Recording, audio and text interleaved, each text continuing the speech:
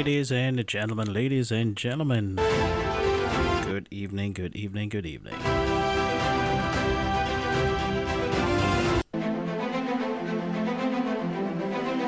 It is September 2nd or September 2, 2025, and we're live in studio for continuous coverage of the Road to 32, the Road to 32 Jamaica Vote 2025.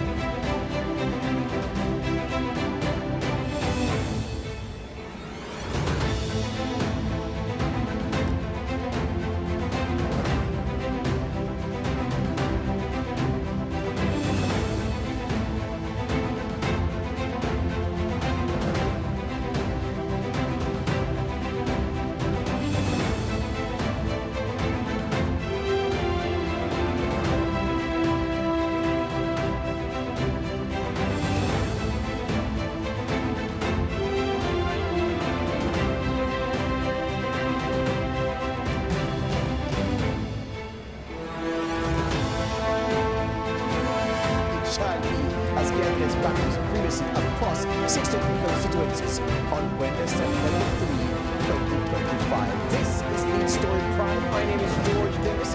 Prime.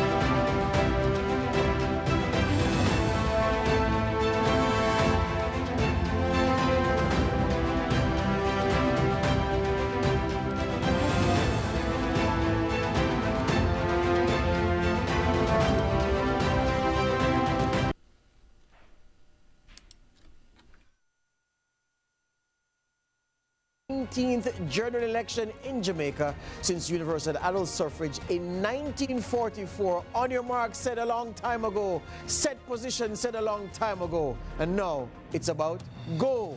And go it shall be as candidates battle for supremacy across 63 constituencies on Wednesday, September 3, 2025. This is Lead Story Prime. My name is George Davis, primed to go into the matters I am. Let's start the show.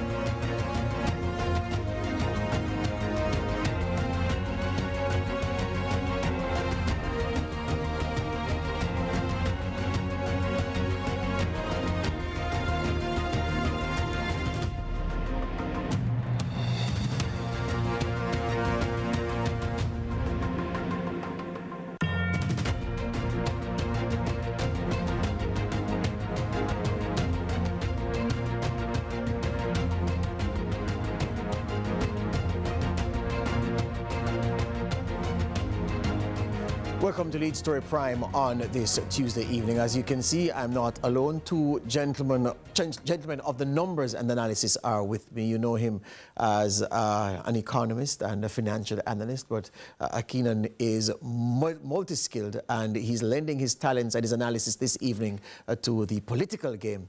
And Christoph, the man from Lands, is also here with his brand of analysis, and both of them will be taking us through what they believe to be the 10 most crucial seats at play in the election on Wednesday. Christoph, good evening. Welcome to Lead Story Prime. Thanks for having me, George. Keenan, good to see you again, sir. Thanks a lot, George. A lot of salt in your hair, a lot more than I did to see the last time. But you're getting wealthier as we all get older, right?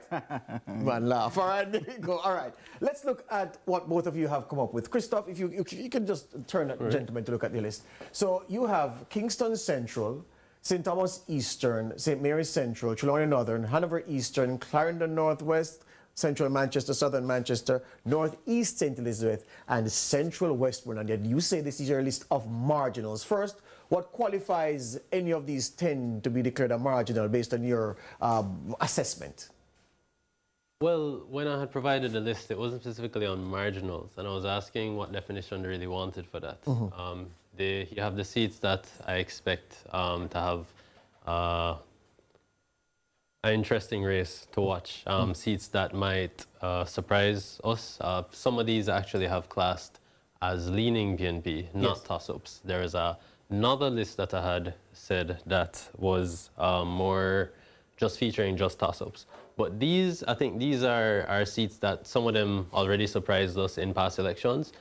Kingston Central, for example, many persons didn't expect that to go to the JLP in 2020, Yes. but it did. St. Thomas Eastern, that was where Fenton Ferguson Yes. was defeated by a Michelle six-star Childs. general, yes. Yes.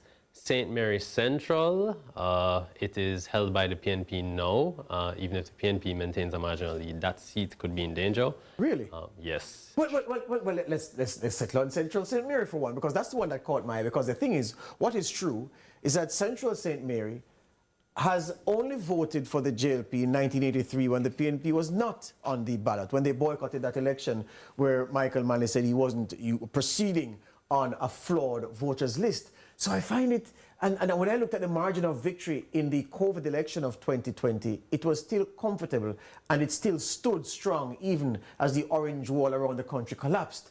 You've said Central St. Mary, and you've said that the JLP could flip Central St. Mary for the first time in a contested election. Could. It's not guaranteed that they would, Yes. but they could. So I have it as leaning, not a toss-up. So that's one of the ones I'm saying as an example. I don't have that as a toss-up.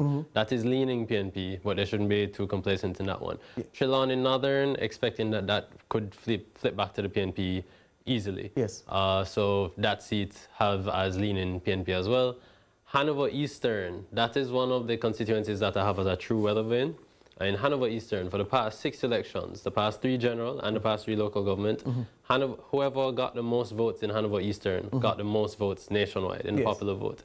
So in 2024, in the local government election, the PNP got the most votes in Hanover Eastern, and the PNP got the most votes overall Yes. in Jamaica, even though they won less councils. Yes. These are some other seats that again. Well, you know what? Hold it right there, because I want to go deeper into your 10 later on. Keenan, let's see your 10.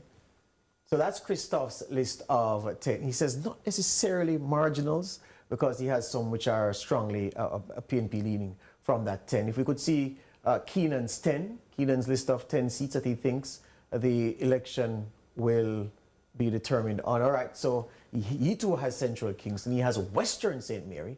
Southern St. James, the seat that Homer Davis is trying to stave off Nikisha Burchell's challenge in. Eastern St. Thomas is again in play, just like Christoph. Keenan has that.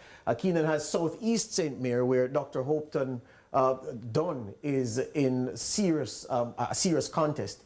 East Rural St. Andrew. East Rural St. Andrew, the seat of the Prime Minister's wife, Juliet Holness. Eastern St. Andrew, the seat of the Finance Minister, Favour Williams. West Rural St. Andrew, the seat of the Olympian, Juliet Cuthbert Flynn. Northwest Clarendon comes into play, where Richie Azan and Warren Newby are going to be in a punch-up on Wednesday. And then Southwest St. Elizabeth, where Miranda Wellington is looking to end the reign of Floyd Green. These are your 10, Keenan. Are you sticking with the descriptor marginals for these 10? All right, so I used a specific methodology to get to this 10, and 6 of them meet this specific criteria that I'm about to outline. Now, taking the elections generally in 2011, 2016, and 2020, as well as results from the local government elections, 6 seats, Kingston Central, St. Mary Western, St. James Southern, St. Thomas Eastern, and Clarendon Northwestern all met the criteria of now having been won by less than 5% of the vote in at least one of those 3 general elections, as well as being won by fewer than 1,000 votes in the local government elections of 2024. And then those seats would have been won by less than 1,000 votes to the point where they would flip. So having met all that criteria, those 6 seats of that 10, I think I can say my definition of being the most marginal. The other 4 would have been won by less than 5% of the vote in at least one of those 3 general elections, and they would have been won by less than 700 votes during the last local government. All right, but it's a question I could have asked Christoph as well, so I'm going to ask you, and since we've seen Christoph's 10 and seen your 10 now, conventional wisdom dictates that there are 3 seats which are more weather vaning than every other seat in Jamaica. I would say 4. Well, you say 4, but Let's go with the 3 and then we add 1 to it. Well, let's see if you're happy with my 3 for the record. All right. Western St. Mary for true. Yes. The party who wins Western St. Mary usually wins Jamaica House. Southwest St. Elizabeth, Southeast St. Elizabeth. So the 2 Southern St. Elizabeth seats, if you look at the tracking over time, for instance, if you're guided by the last 6 general election results, you'll see that Southeast St. Elizabeth, Southwest St. Elizabeth, they never lie. Western St. Mary as well. And some would say the party that wins Eastern St. Andrew usually occupies Jamaica House. I don't know if that's the 4 you were thinking of, but give me your 4. So the 4 seats I'm looking at as those, the real weather vanes. Yes. The criteria for this was they got the most votes, whichever party got the most votes nationwide, got the most votes in these 4 constituencies in the past 3 general and past 3 local government elections. It's Hanover Eastern, St. James... Southern? No. West Central or? St. James West Central, Hanover Eastern, St. James West Central, St. Andrew East Rural, and St. Mary Western. Well, that's a redefinition of the weather vanes because the weather vane is usually which seat, whichever candidate wins that seat, that party occupies Jamaica House. So these 4 fit it as well. So for the past 3 general but only elections. 3? Yes. Right. And you put the local government elections in it as well? Yes, the past 3 local and that's government new analysis. elections. And viewers, forget what you've known before. It is time for new thinking, and that's what these 2 men are giving you. So regardless of what you know to be the way elections are determined and the factors that elections turn on, open your mind to the kind of reasoning that you're hearing here. And then at the end of the day, you see if it all makes sense. So Keenan, you've picked of the Southern St. Elizabeth seats, you've gone with St. Elizabeth Southwestern and not Southeastern, despite Southeastern for the last 5-6 elections being bang on the money where the party that occupies Jamaica House is concerned. Right. So St. Elizabeth Southwest as well as St. Elizabeth Southeast, and you're correct, St. Mary Western, since 1989, they've always won with the party that was in government, especially the last 2 in St. Elizabeth. Now, when I look at, for example, St. Andrew Eastern, Yes. no, except for 2020, nobody has won that seat by more than 700 votes.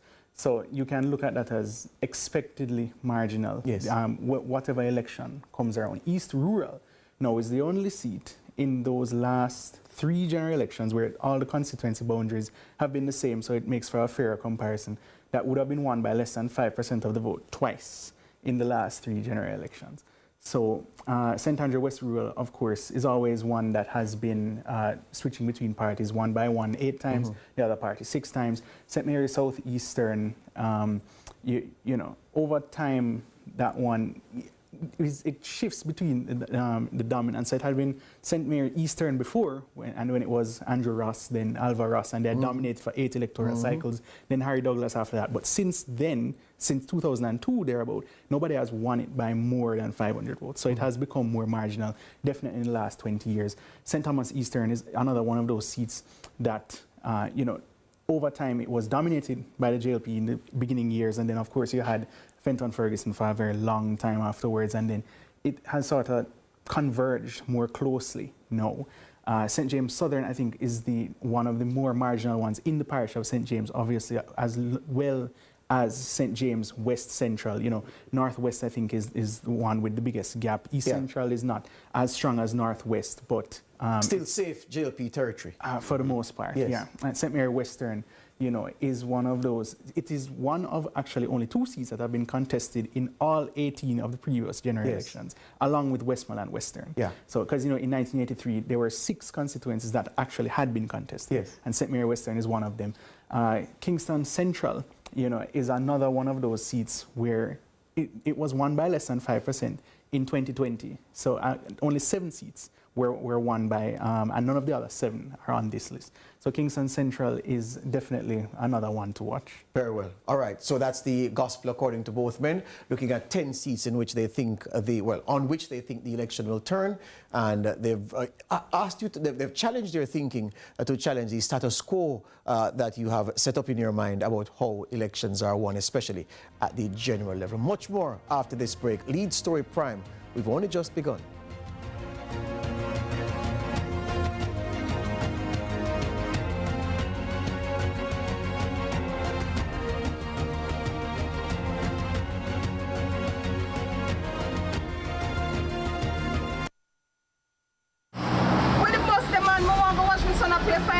CBM, you know. But mums, you can't watch it on CBM website, man. Score! The Sun score! The Sun score! The Sun score! The Sun score! Greatness begins here. The countdown ends. Decision 2025 begins. A nation stands at a crossroads. Will it be...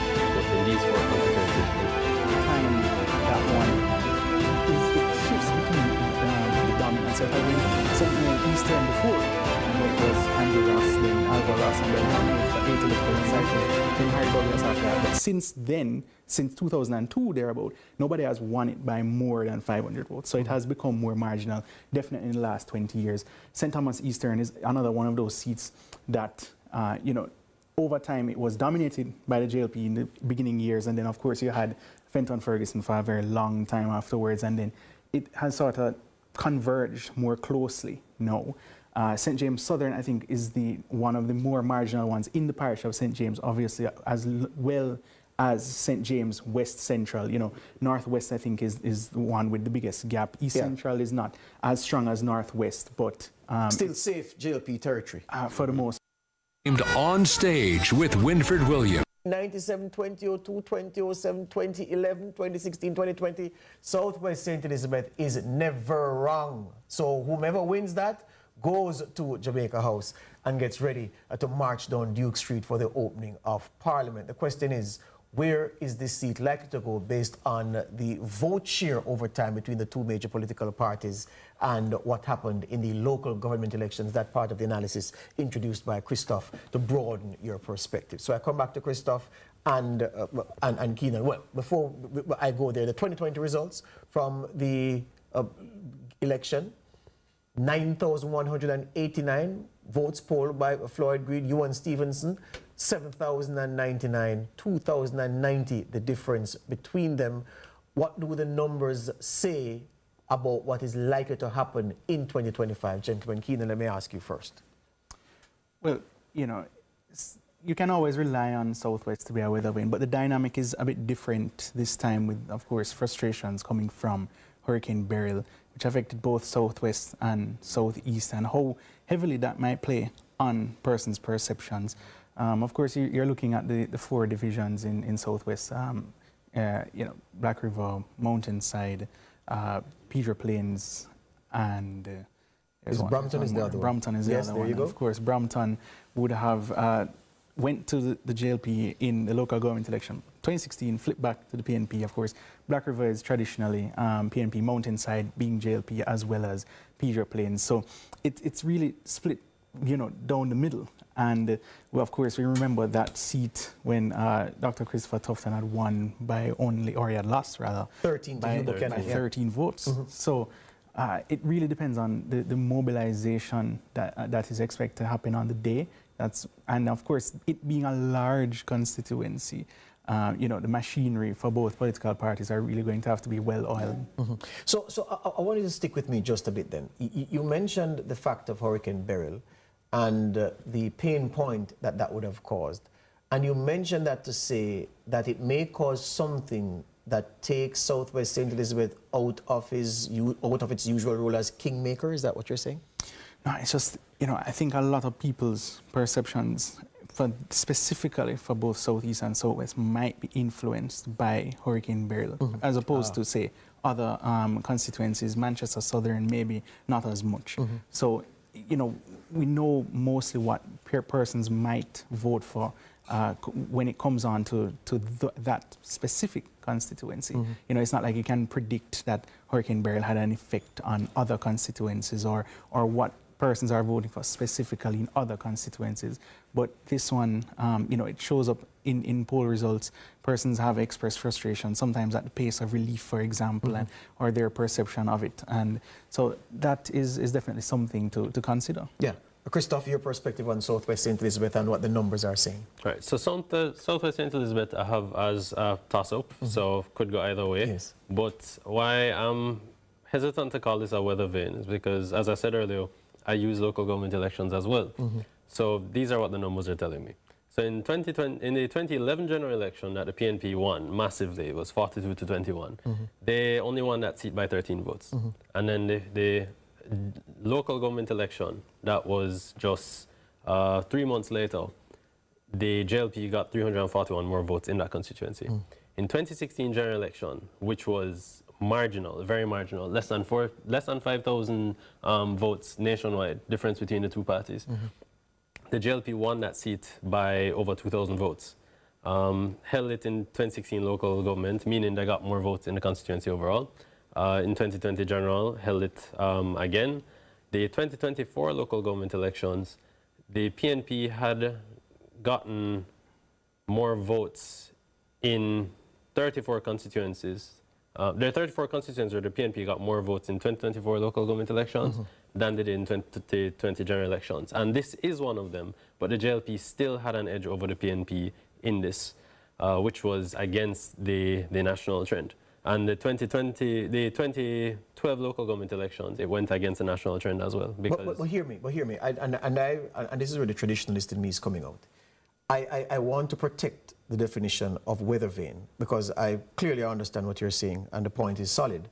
But before now and now, a weather vane seat is always that seat which if aliens come after us, after this earth has been destroyed, and look at the record of elections since 1944, they will see that whichever party's candidate wins Southwest St. Elizabeth wins Jamaica House. So it has to be a weather vane, and that status can't be reduced by what the dynamics of the numbers at a moment in time are saying. So I want you to stick with your reasoning, but if I want to protect the definition of weather vane. I don't want people to think that we are redefining weather vane because we are not. And Southwest St. Elizabeth, men lie, women lie, numbers don't, and the numbers show Southwest St. Elizabeth is the best selector of the winner of a general election in Jamaica that we've ever had. So I want to make a point on that. So understanding and accepting all of that. Yes. And yes, these numbers only go back to 2011 because that was the first election with the current set of boundaries. The thing is, why the local government election is critical to this election is because of how close it has been to this one. So in 2011, the local government election came just 3 months after. It was in March, yes. In 2016, local government election came later November, that year. Yes. But this time, we have local government election just a year and a half before the general election. And we see the local government election go against the trend of the last general election, which isn't usually the case. Usually they go in the same trend as general. So because of that, whereas in 2020, I didn't use data from local government elections at all. Because of the timing of this local government election, I decided that I had to use it, and it has helped to paint a picture in certain other seats. Because if we were analyzing general elections only, especially the last 3 general elections, you would not be able to tell which seats the PNP was actually gaining ground in because the JLP won the last two and there has been a massive swing to the JLP. If you look from 2011 to 2016 and 2016 to 2020. So local government elections help us to see where the PNP is gaining ground, and it aids in analysis of many of the seats. Fair argument. All right, let's go to Central St. Mary if we can, to look at the argument being made about Central St. Mary, because again, as I pointed out, Central St. Mary, one of the 14 PNP seats that stood strong amid the JLP tsunami in 2020. And Central St. Mary, but for 1983, has remained loyal to the PNP. Another seat like that, East Kingston and Port Royal, which just never goes green. It is always orange. I wanted to develop the argument for me, Christophe, to establish for my viewers why you think Central St. Mary is at this point a toss-up, even though you feel like if the penny drops, it's PNP, what you really think is going to be more competitive than it has been traditionally. I don't think it's a toss-up, so I have it as leaning PNP, which I have more seats counted as toss-ups than as leaning PNP. This is a leaning PNP. But what I was observing in this seat is similar to what I was observing in Kingston Central, though not as drastic. In St. Mary Central, the PNP has lost votes over the past 3 general elections. Their votes have been trending down in this constituency.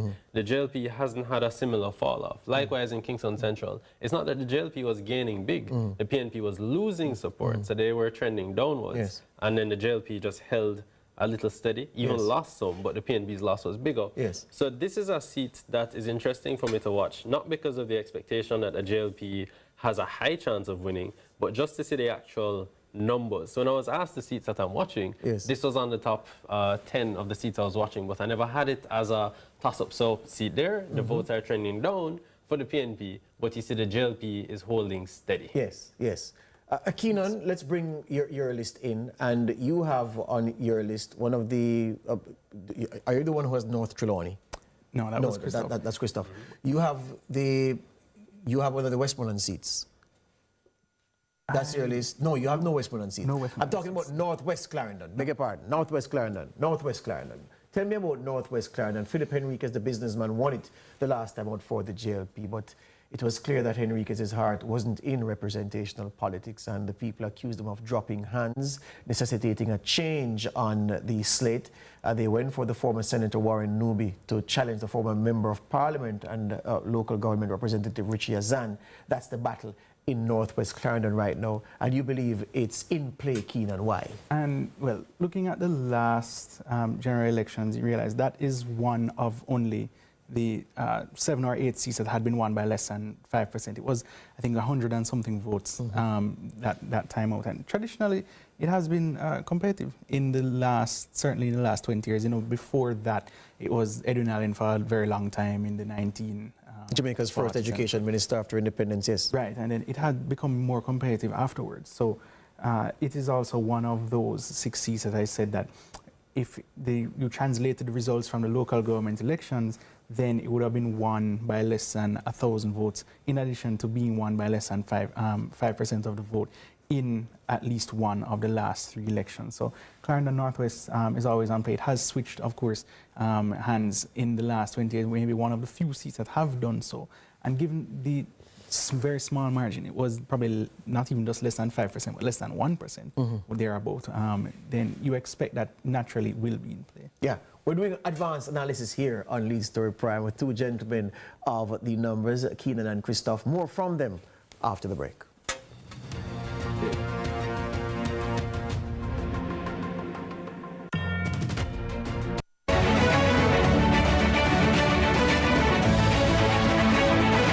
Join us this week on Tourism One-on-One as we examine how the tourism sector has been performing in the post-pandemic environment.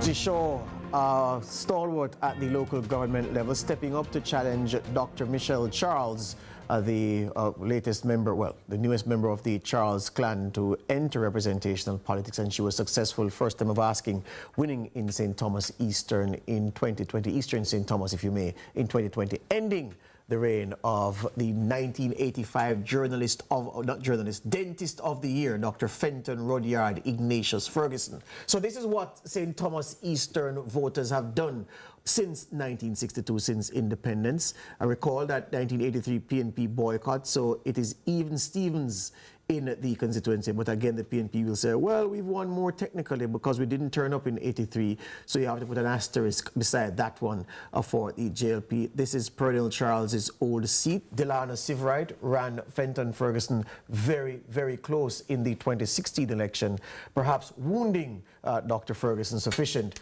for Dr. Michelle Charles to finish the job for the JLP in 2020, but now the PNP say they want back what has been their territory. Look at that, from 1993, consecutive elections, all those elections won by Dr. Ferguson, the former Minister of Health, establishing St. Thomas Eastern as a truly PNP seat. Up to 2020, she beat him by 731 votes, and Dr. Ferguson left representational politics after that defeat. So that's St. Thomas Eastern, Keenan, and you say it is one of the seats that you believe will determine who occupies Jamaica House. Before I get your comments, the 4 divisions, Bath, Dalvey, Port Morant, and Morant Bay. The JLP strong in Morant Bay, strong in Dalvey.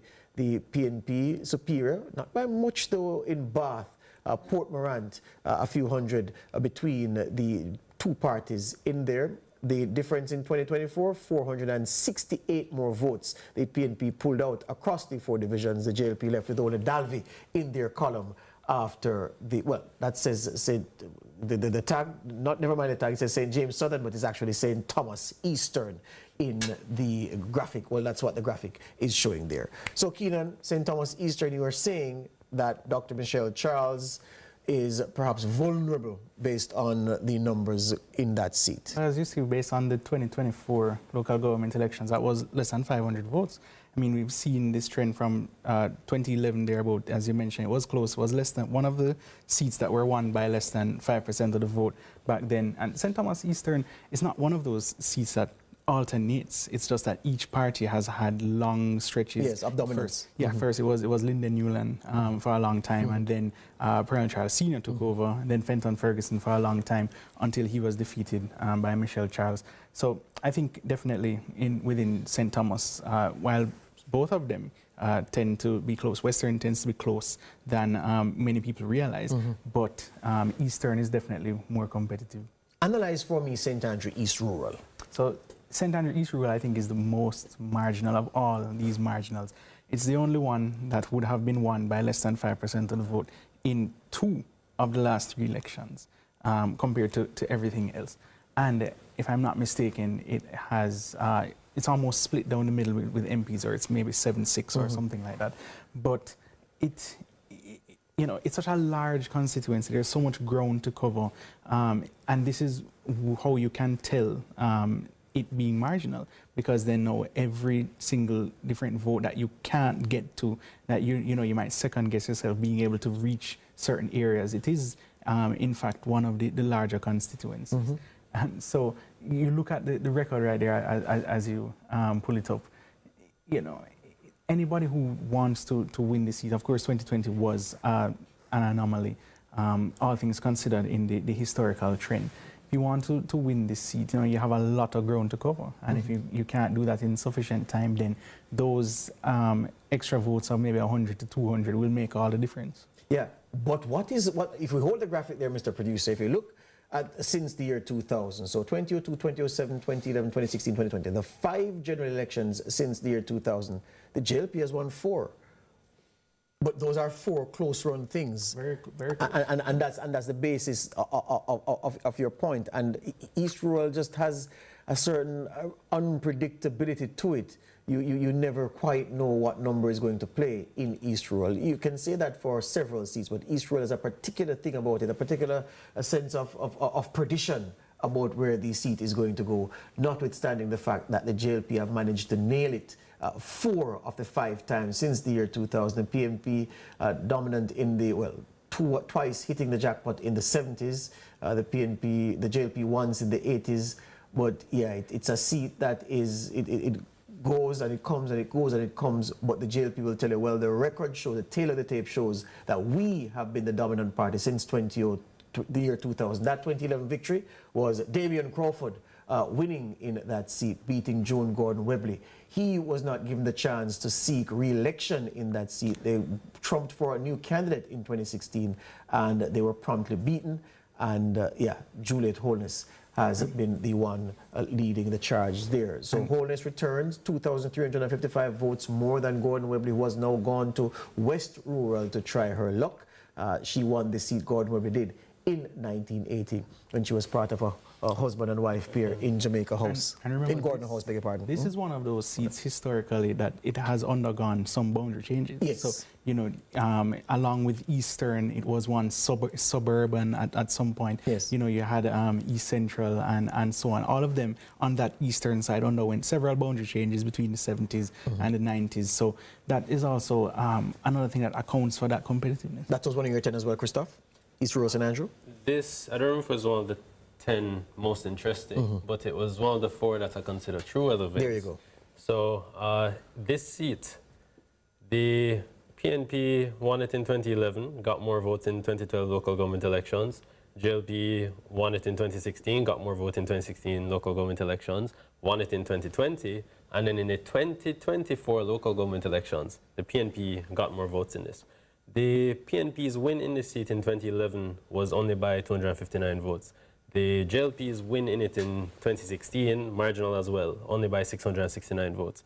And then in 2020, the JLP won it by over 2,000 votes, but that was with a big national swing towards the JLP and also discontent with the PNP's candidate from the PNP's own support base in that constituency. So this seat actually have as a toss-up, especially since the PNP got more votes in it in the 2024 local government election. But also to consider, if we get that local government map again, we must say, well, not that one, the seat-by-seat breakdown from the results of the 2024 local government elections. There is a point to be made that the Harbourview division, where the PNP is strongest in by far, it is perhaps the most populous of the divisions because of, I mean, Harbourview is the shining star in East Rural St. Andrew in terms of developing community and a developed community relative to the others. So the PNP's advantage there is disproportionate and has a significant impact on what the final numbers will look like, though it's just one division, one of 5 in the East Rural St. Andrew area. The JLP's strength is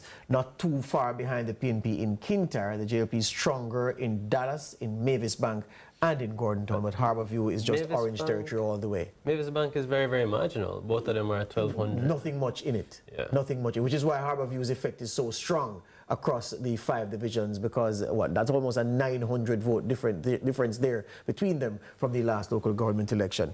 Let's look at the 2020 local government, the 2020 general election results in East Rural St. Andrew, and this is how they broke division by division. See, Harbourview again, 8 and 750, almost 700 vote differential there. And then Mavis Bank, well, 500 there. Gordon Town came up big for the Labourites in 2020, almost 1,400 votes more. Kintyre put on almost 600. So apart from Harbourview, the PNP didn't have a say in 2020, but the general election results in 2024 suggest that things could be very much different in the general election. Isn't it true though, Keenan, if we take a break from just looking at the raw numbers, that where politics is concerned, you have to look at the issues affecting people in a constituency, how a local government election is always a chance for the anti-incumbent sentiment to translate into what people do at the ballot box. And then after satisfying the need to say to the government in power that we aren't satisfied with what you do, it could very well be that that anger dissipates by the time the general election comes around, especially if the general election comes not too long after. Well, I mean, historically, you know, and I think Christoph alluded to it earlier, based on the timing between local government and the general election. You know, you saw it in 1986, when the people were disaffected with the JLP.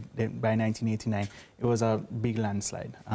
You saw it then eventually in the early 2000s, where after the 2002 elections, which were very close, that the PNP won very closely, then 2003 local government elections were sort of a signal that, you know, the influence was waning. By 2007, the JLP had won. It all depends on that, how long can you keep up that momentum, those sentiments between local and general.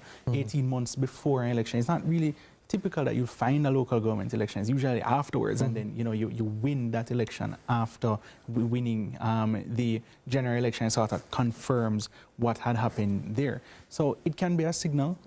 Yes, I think based on the results itself, it would have shown that the JLP won 32-31 if you overlaid all of the results.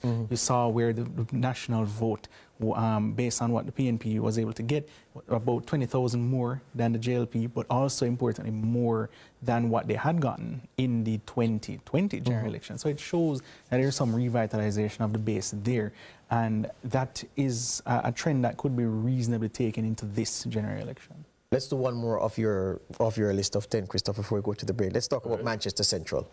Manchester Central, very interesting race. Let me pull up my numbers on Manchester Central here.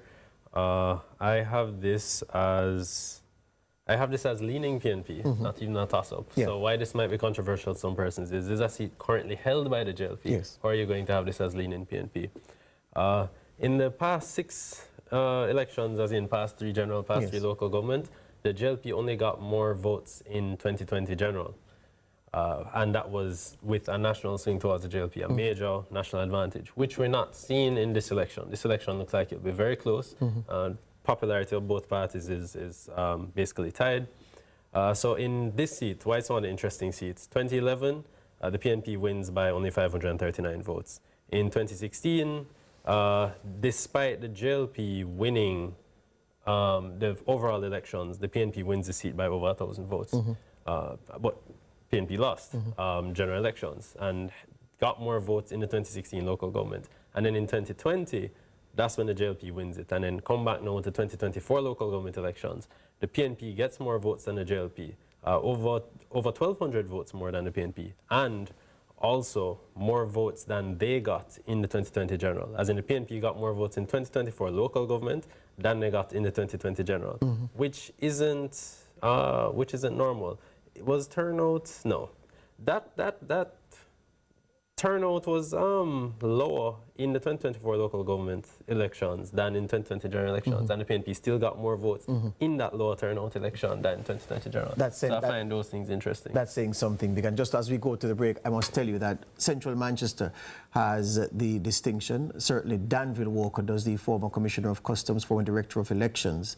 He is on record. He is the man who has polled the most votes in a general election and failed to go to Gordon House. Over 10,000 votes in that 2011 election, which he lost to Peter Bunting 2 months after coming into representational politics. And yeah, no other candidate in the history of elections in Jamaica has polled as many votes as Danville Walker did and failed to win their seat. This is Lead Story Prime. More after these.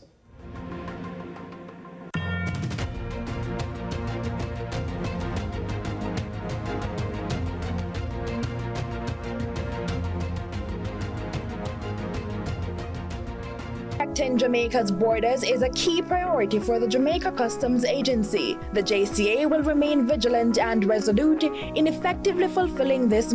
Catherine is shaping up to be another battle on election day that will be worthy of paying attention to. And I say that because some of these seats you can go to bed and you know who would have won. For instance, as I mentioned, East Kingston and Port Royal. I mean, Philip Pauley will win.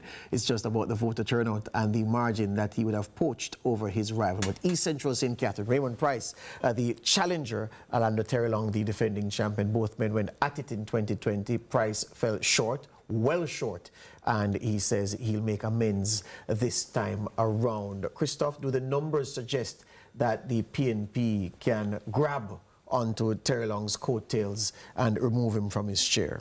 The PNP does have a chance. The JLP did get more votes in the 2024 local government elections, but only 246 more. If you compare the 2024 local government elections to the 2020 general elections, the PNP got 581 less votes than they did in the general, but the JLP got 2,337 votes less than they did in general. Overall, though, the PNP's votes have been trending downwards over the past 3 general elections, and JLP's votes have been trending upwards. So this is one of those seats that can go either way. And then again, as I mentioned, JLP did have a little edge in the 2024 local government elections. May I ask you to justify your analysis of these seats juxtaposing local government vote numbers with general election vote numbers. And here's why I say that. Because traditionally, political animals know that a local government election result doesn't indicate what will happen on general election day. It's almost taken as a given that, yeah, local government, whatever happens there, but when a big dance comes, which is a general election, things will do differently. But your numbers and your forecast is carefully crafted and based on what the local government trends are vis-a-vis what the general election trend was. Justify why you've done it that way, notwithstanding the truism that I mentioned. So there are multiple things that we know about local government elections, alongside the thing that you said. So local government elections are known to have lower turnout than general. So when you see a party get more votes in a general election, when you see a party get more votes in a local government election than they did in the last local government election, that's a sign to watch. And as I said earlier, this local government election is a little different because in 2012 and 2016, the local government election came just a few months after the general. But in this case, local government election is coming less than 2 years before the general. So this, you can draw a trend. Usually, another thing that we know is that whichever party is in power gets an advantage in local government elections. But in the 2024 local government elections, the PNP overperformed in many seats. So the advantage the JLP has from being the ruling party didn't give them that big of a win. I mean, it didn't even really give them a win because when you look at the popular vote for the PNP, it indicates the PNP was at least as popular as the JLP or even more popular than the JLP at the time of 2024 local government elections. So where the JLP had this massive win in 2020, come to the 2024 local government elections now, that margin that they had in popularity, that went away by the 2024 local government elections. Very well, sir. Justified for you, I hope. Keenan, Southern St. James, the former stomping ground of Derek Kelly, the former Labour minister.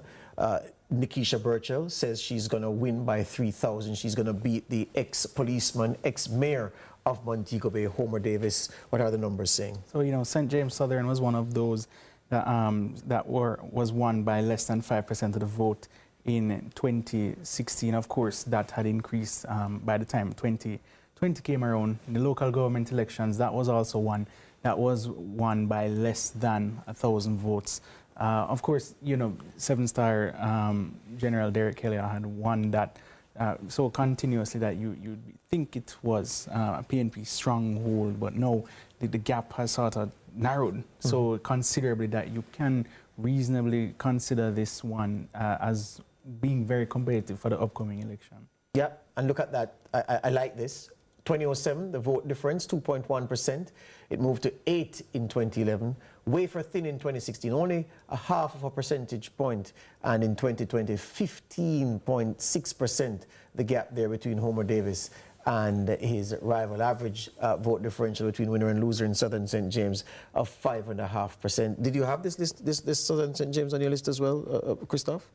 I don't recall if it was on the list, but I have the stats on yes, and what do the local government numbers are setting us? Yes, for sure it's on Keenan's list, but just to ask Christoph to elucidate any other points that Keenan would have made about Southern St. James based on his comparative chart. So from 2011 general, 2012 local, and 2016 general, PNP won it all those 3 times. The PNP won comfortably in 2011 general and 2012 local government. In the 2016 general, PNP won by only 62 votes. 2016 general. In 2016 local government, the JLP won it by 655 votes. Not won it, so they didn't win the seat in local, but they got more votes in the constituency. In 2020 general, as a part of the national swing towards the JLP, JLP won this seat.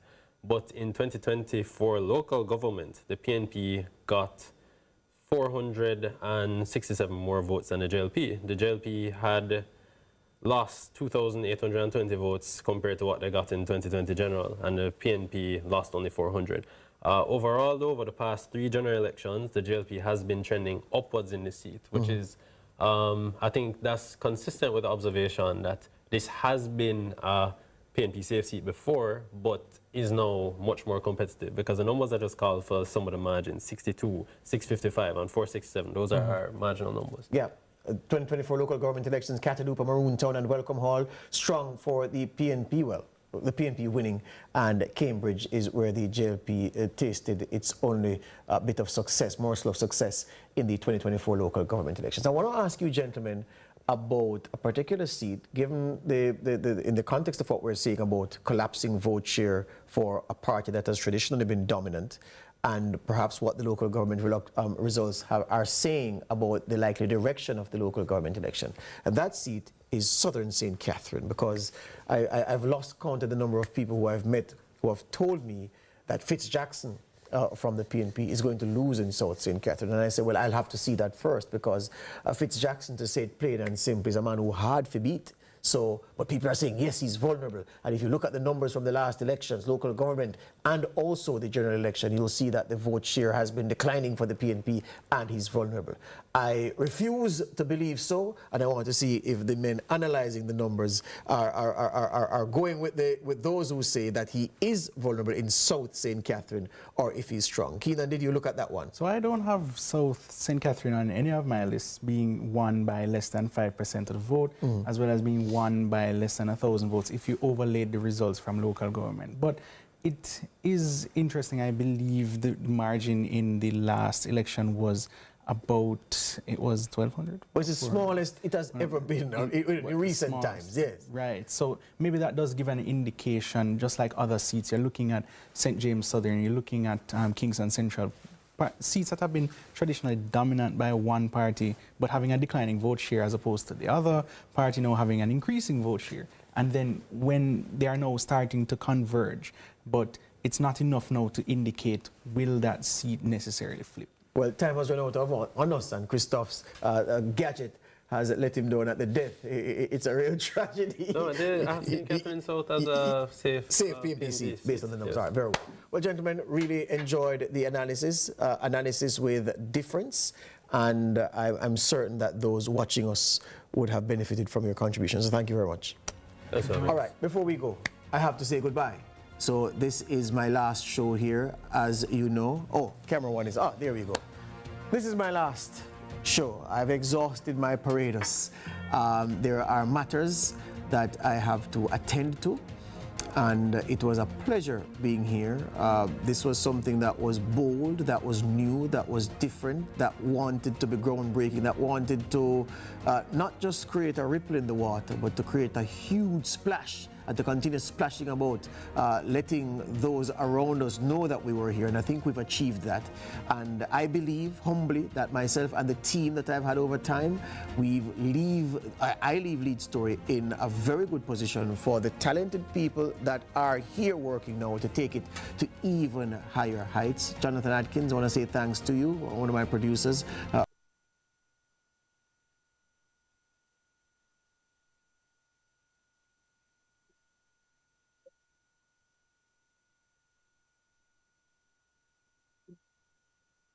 Way to or from Spalding. At Roofing Master, we specialize in Metro Shake, Decor Shake, roofing tiles, decor tiles, felting, lumber, accessories. We sell and install all roofing materials. We do rentals for scaffolding and props for decking. We sell solar water heaters, 100 liter, 150 liter, 200 liter, and solar lights, plumbing pipes and fixtures, electrical wires and accessories, tools and paints, kitchen sinks, windows, stands, and all types of security doors. All at an unbeatable and unbelievable price. Visit us today for all your building and hardware needs. Cause at Roofing Master RMD and Hardware Limited, we are the roofing specialists. We aim to please our customers. For more information, call us at 876-912-3581 or 876-445-2520 or 876-819-9920 or 876-437-4016. Email robertsroofingfirm23@hotmail.com. Visit us today. You'll be glad you did. Thank you for the information, sir. Come here, say Roofing Master have the best prices. So me gone on there right now. Thank you so much. Thank you so much for joining us right here on NRP Radio and NRP Media. It's 8:37 right here on this station. And of course, we're heading now into our election watch right here on NRP Radio and NRP Media. Hello, NRP listeners. Join us on Election Day for the NRP Election Watch. Here the panelists review the debates, look at the voter turnout, and give you the latest box by box and constituency by constituency count.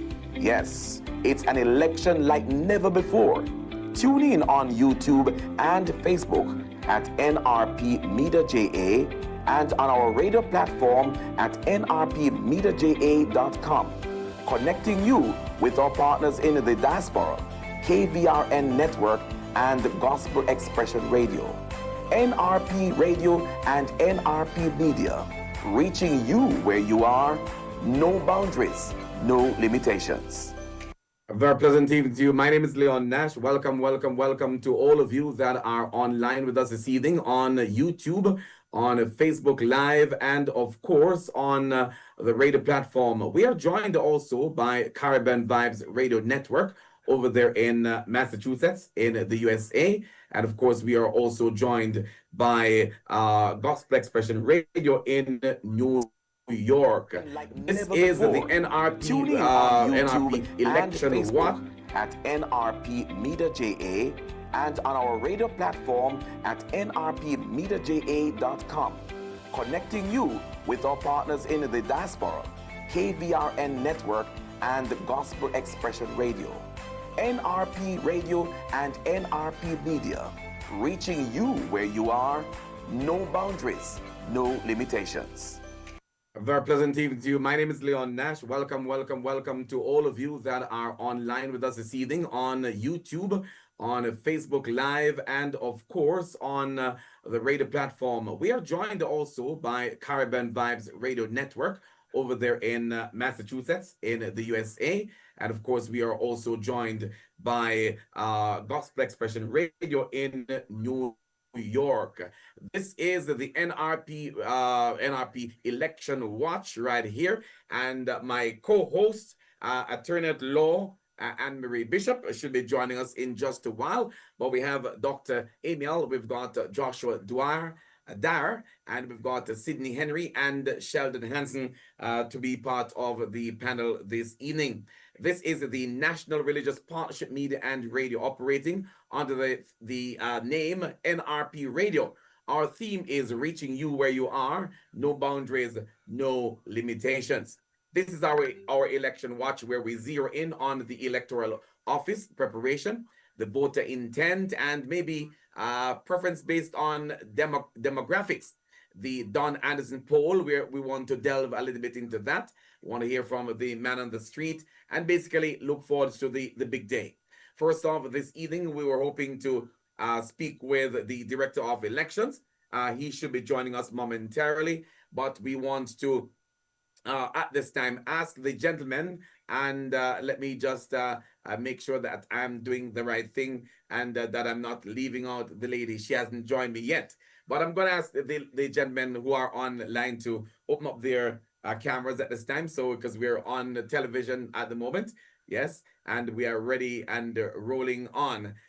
Just to say a little bit about yourselves in terms of your professional life, and what do you bring to this discussion tonight from the perspective of this election? Gentlemen, over to you.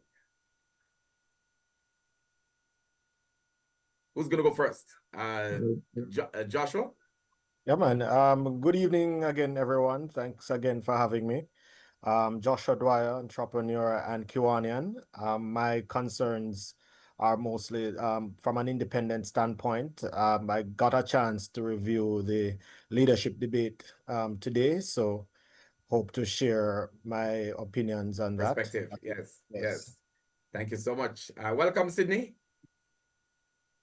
Thank you very much. Good evening, brothers. Good evening to all our listeners. An exciting time for the nation, important time for our nation, and certainly for those of us who would have come through the COVID experience, there's much to anticipate in terms of participation. the electorate, and just to see how the nation responds to hopefully what has been presented as issues that we must contend with and make decisions around. So tonight I'm hoping that from the discussion, and hopefully after tomorrow we'll see that we've had very good youth participation, and certainly an increase in the number of persons who make this democratic process work as it should. Indeed. Thank you so much. Over to Dr. Emil.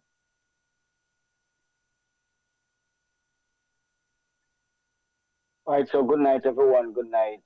Good night my again, fellow sir. Welcome. panelists, and good night to the viewers.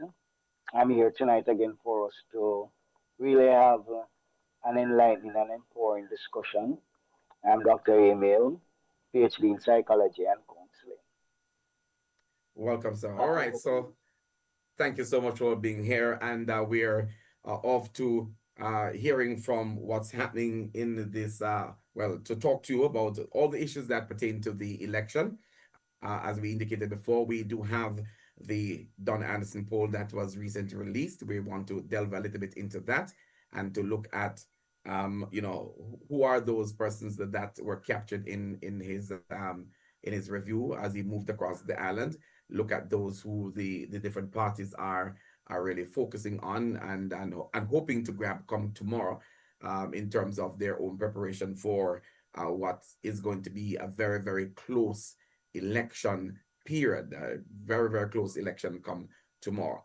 But we also went on the street to really touch base and find out what was going on out there, and to get some kind of feedback from the people. We wanted to package the recordings as such, but it didn't happen as we wanted. So we're going to probably have to treat with them in a singular fashion as we go throughout the course of this evening. Going to try to pull them down and present them, and we listen, you know, and make our comments, you know, as relates to what they are saying, you know, in terms of their own parties and the kind of support that they are expecting from their expecting come tomorrow. All right, so I'm going to see if I can bring on those for you this evening as we start off, and then we can delve into the debates and so on as we go forward. Let's hear from this gentleman. I'm going to try and see if I can bring him up on screen. Right, there we go. Let's hear what he had to say. Go right ahead. Tell me, you are in the Northeast Manchester constituency, where Ambassador R.J. Marks is the candidate. I'm sure you have made up your mind already as to what's going to happen tomorrow. Yeah, I know winnings is ahead. What always happen, and it have to happen. Mm-hmm. And under the works of Ms. Marks, there's no comparison. Because since she's been in the constituency, there's a lot of development, different things, different action, different everything, where we can see there's a light, there's a shining light, you know? Yeah? The future. So I claim her as the future lady for Northeast Manchester. She's a resurrection. Yeah? And I know there's a winning for her. All right. What's your name? My name is Omar Johnson, man. Original Omar Johnson. I always announce Mr. Shaw to this time, yeah. Okay. Making song for them see how we are. The announcement see how we are. I'm in here, Omar. All right, Omar. Yes. Thank you. Bless, man. All right. What's your name? My name is Omar Johnson, man.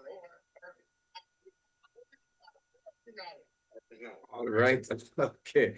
All right. So that was one of the persons that we went out on the street this evening, and we caught up with. So I'm going to try and see how best we can show some others, gentlemen. But what kind of feeling are you getting in terms of what's happening in your neck of the woods?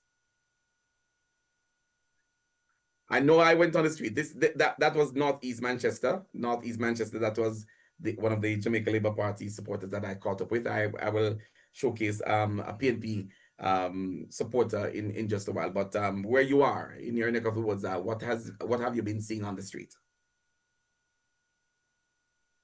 Well, over here in St. Anne, it's been quite busy. I think there's a good degree of camaraderie between all of those who are engaged.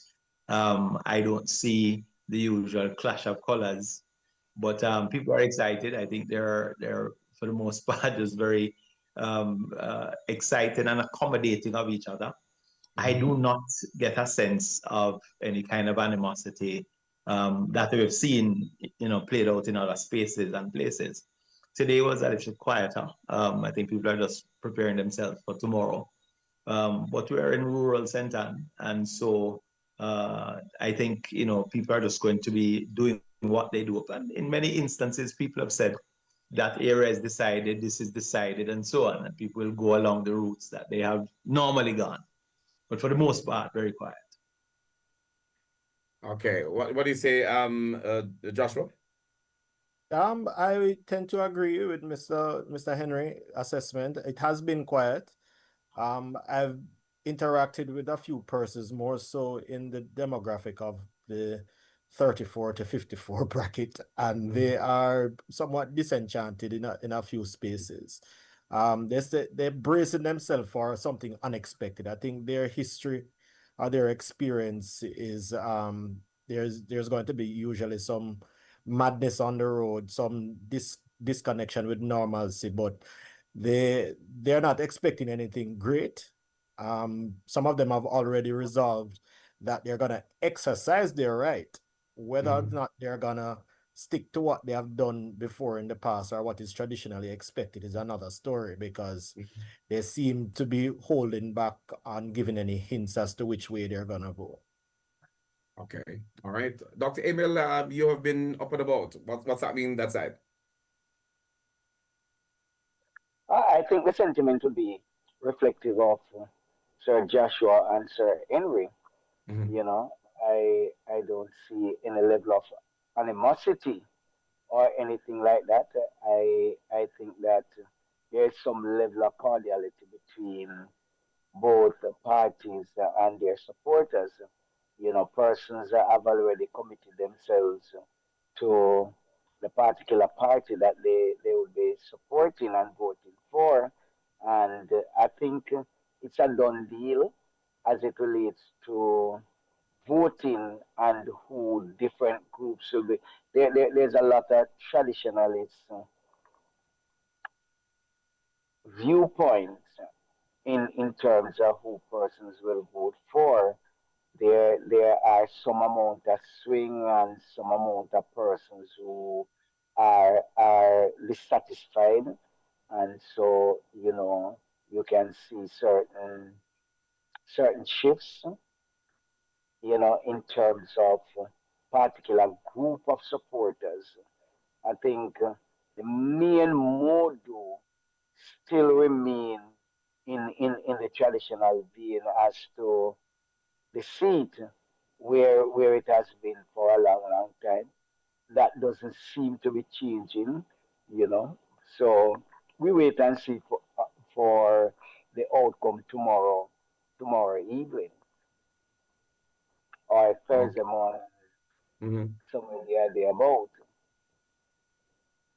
Well, yes, okay, all right. Well, as I said, in the area that I visited, a lot of commercial activity taking place and people moving around. There were what I recognized. I went to pass by one, two, three, three constituency offices and recognized that and a particular school location where they were making preparations, and I can tell you, it was like a hustle and a bustle taking place in this era. A few persons were still in their colors, but the noise level that you would normally be used to in terms of the sound system going around with carrying this very catchy song that I hear being played. Yes, yes, yes, and from both sides for that matter. you didn't see that. You didn't see that, but people are still milling around. But the activities, that there was a buzz within the constituency offices as preparations were being made for the pending election come tomorrow. And so we are expecting that, I heard one person said to me, this afternoon that we're just waiting until 7 o'clock in the morning when I don't want to use the political term, the fly the gate. Right, so. when the doors to the facilities are open, they're just waiting, and they said, and this 1 o'clock thing, gentlemen and lady, welcome Dr. Anne-Marie Bishop for coming in. Sir, thanks for having me. I apologize for my timing. I had some challenges. Good night, panelists. We recognize, and we're so much more happy. And I look at the men's faces, and their faces have brightened up some more because just to see the lady in the house, eh? Wonderful. So as I was saying that, having gone on the street and see the buzz that has been taking place, it reminds me, I was making the point that with the Prime Minister, in one of his campaign sessions, at one point he said something about 1 o'clock. He wore a shirt that had 1 p.m. on it, and I figured that I understand what they were saying, that by 1 o'clock they want to close it down by 1 o'clock, because they're going to be going so hard at it in terms of getting the people out starting 7 o'clock tomorrow. By 1 o'clock, everything should be closed down, that they can start doing their tally, because that they have the indoor and outdoor agents. And this is something, it's really exciting, for it depending on how you look at it. As an individual moving out there, and you look at how people look towards election, you recognize that this is an activity that they relish in a significant way on both sides, because money run, gas money run. So many things happening during the time of election. And so when you see people with the green shirt and the orange shirt and the purple shirt and what have you moving around, you'll get to understand that this is something that people love.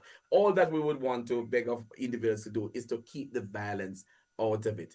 But having said that, I want to hand over to Anne-Marie Bishop, because she has been doing the research and coming in to throw the questions at us gentlemen who are here. Welcome once again, and over to you, madam.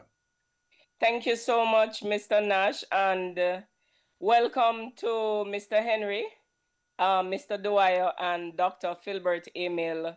I take it you have all gone ahead and introduce yourself to our listeners who are online and on our various social media platform. Good. Yes. So I'm Anne-Marie Bishop, attorney at law, and co-host tonight as we do Election Watch 2025. But Mr. Nash, you indicated that money run. Was it running away from or into something? Well, it's both ways, because it was leaving the pockets, I presume, of those who were out there leading their campaigns, and into the pockets of those who they were asking to assist them in getting certain things done. So I know that for a fact that the gas stations have been, the cars have been lining up. When you go to the campaign, camping houses, lines of vehicles and new and old vehicles are there, I should tell you, because they do get an opportunity to bring in vehicles, I'm told, as politicians, to assist them in the process. So we know what's going on. Okay, we'll leave that alone, because I was at a gas station earlier and there was no assistance at that you gas didn't get station. any. But is it 1 p.m. Jamaican time, or is it a European time the Prime Minister was working with when he spoke about 1 o'clock? I think Dr. Emil is in a better position to answer that one. That sounds like a psychological question. But let's get the show on the road. I won't put Dr. Emil on the spot. I am reviewing, well, as you know, today we are going to look at the leadership debate. We'll start there, and then we'll move into other segments of our discussion as we did last night. We hope not to keep it too long. We want you to be fresh and ready to go and exercise your constitutional rights. The earlier you get there, the better it is for you. And we want our listeners to be well rested as well, so that they can be focused and make the decision that of their choice. So, Mr. Nash, do you have the leadership debate? Just a short clip so we can examine that aspect, which was the last in the series of debates. All right. But we have 3 minutes going up to 9 o'clock. So what I'm Yes. going to do, I have a short, went on the street this morning. You were not here when I said it. I have several clips lined up of supporters of the both parties that I captured while on the street this morning. So I'm going to show one of them now. That will take us up until 9 o'clock, and then we can move into the leadership debate discussion right after that, and intersperse the discussion with the others that I have to showcase. So Excellent. If you would permit, I will go right ahead and Excellent. share. We need to hear from the public. Thank you so much. Right. So they're here and ready. So let me see if I can go over to my screen and bring up this individual here and share him on screen with you, and then we can hear what he has. We heard from the Jamaica Labour Party person already in Northeast Manchester. This is now the PNP. Is that you're all right, go ahead and tell me what's your name, sir, and where you're from.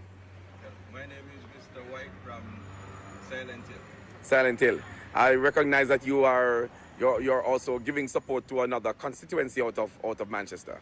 Well, that is the constituency is where I voted for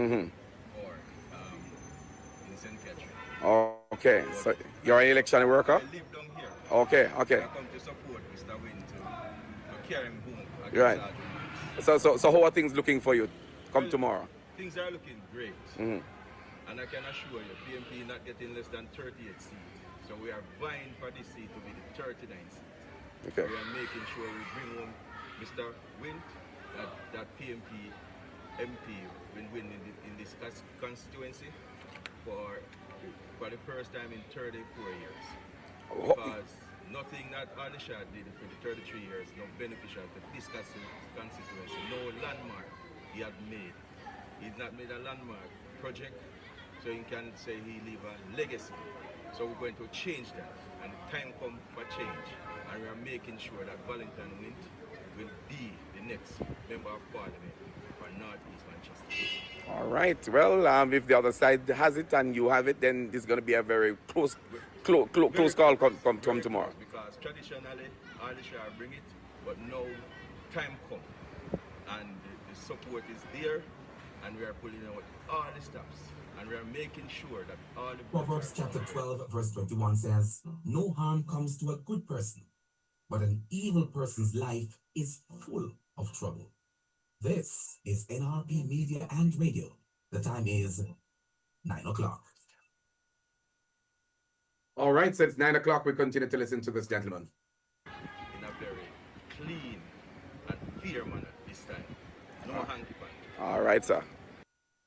All right, so you heard it there from him, and we do have others. If I can squeeze in another one before we move further, then let me try for that and see if we can get this other individual to speak to us.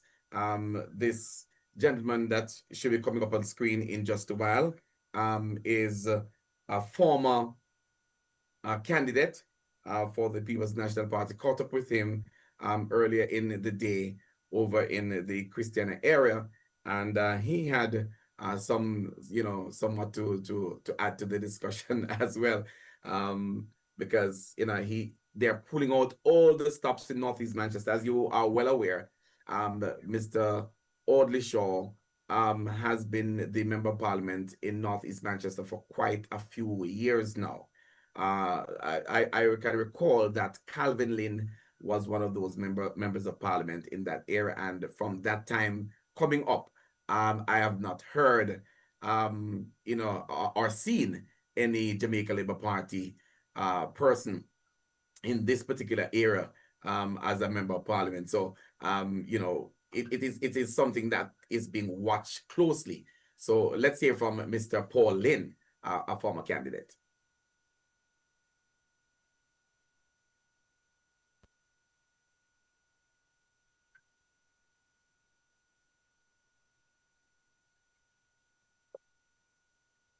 All right, not hearing the order there. All right, not hearing the order there. I think let me just try something here. All right, let's see what's going on. Let's try again. Here you go. All right, we are now speaking with Mr. Lynn, Paul Lynn. You are a former candidate for the People's National Party for Northeast Manchester. You're on site at in the constituency at the moment. The election is tomorrow. Yes.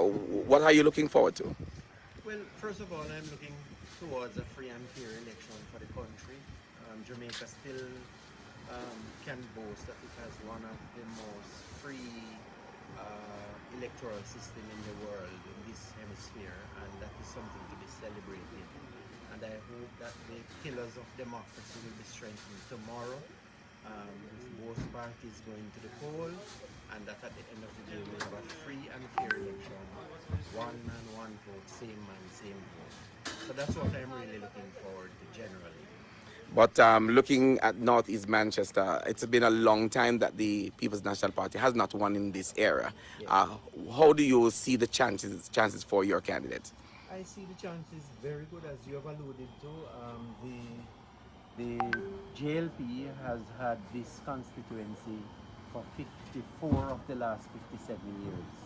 The PNP has had it for 4 of those years, between 1989 and 1993. That's a long time. When my cousin Calvin Lynn, former Deputy Speaker of the House of Representatives, won in 1989. So I am looking for the base of the PNP coming out strongly, having waited for so long. It's a long time in coming. And I believe that this time around, we will be victorious in Northeast Manchester with our candidate, Comrade Valentin. We've seen a lot of activity taking place on the other side in terms of the candidate coming into the area. Why do you believe that Mr. Valentin Wint will be victorious? People in Northeast Manchester want one of their own. No disrespect to Miss Marks, but she is seen as an outsider by the constituency and the constituents. And I think in that regard, Comrade Valentin Wint has a competitive advantage in that they want one of their own to lead them, and I think he has done the work. He has been toiling now for a long time. A sign of strength when you lose and you return. The people will see that and see in him that he genuinely wants to serve the people of Northeast Manchester. What are the things that you think that will give him the edge? Well, he has outlined a number of plans for the constituency. The constituency has been lagging ahead behind the national thrust of growth and development for a long time. Even with the former Member of Parliament and Minister of Finance? Indeed. I mean, when you win so many times, you become complacent. And I think that Val has outlined a vision for the constituency. I've heard him clearly say that we need to take the only school in the area of the shift system. Our police station needs upgrading. We need a place where the farmers of Northeast Manchester can have to sell their produce, and so on and so forth. So I think that having outlined a clear vision for the constituency, the constituents will buy into it and give him the opportunity to serve them over the next 5 years. Well, there's been talk about vote buying and all of those things in constituencies. Have you seen anything like this happening within this constituency? Not at all. And the rumors of vote buying have been going on since the 1940s. It is nothing new. I have seen nothing on either side to suggest that that is going on. It is a competitive race, and you know, each candidate will do what they have to do in terms of luring their potential voters and committed voters to them. And in that, there will develop some notion of vote buying, but I don't think there's any truth to it whatsoever. Okay. Thank you very much, Mr. Pauline, former member of parliament for not member of parliament, a candidate for the People's National Party. In which year was this? This is the year 2007. I contested in 2007. And came up close. Very close. Yes. Very close. In Yes. fact, it was one of the most watched races in that time. Mhm. But of course, the PNP lost in 2007, Mhm. and the dynamics of the seat that it is, when there's a national swing against the PNP, it's very, very difficult to win a seat.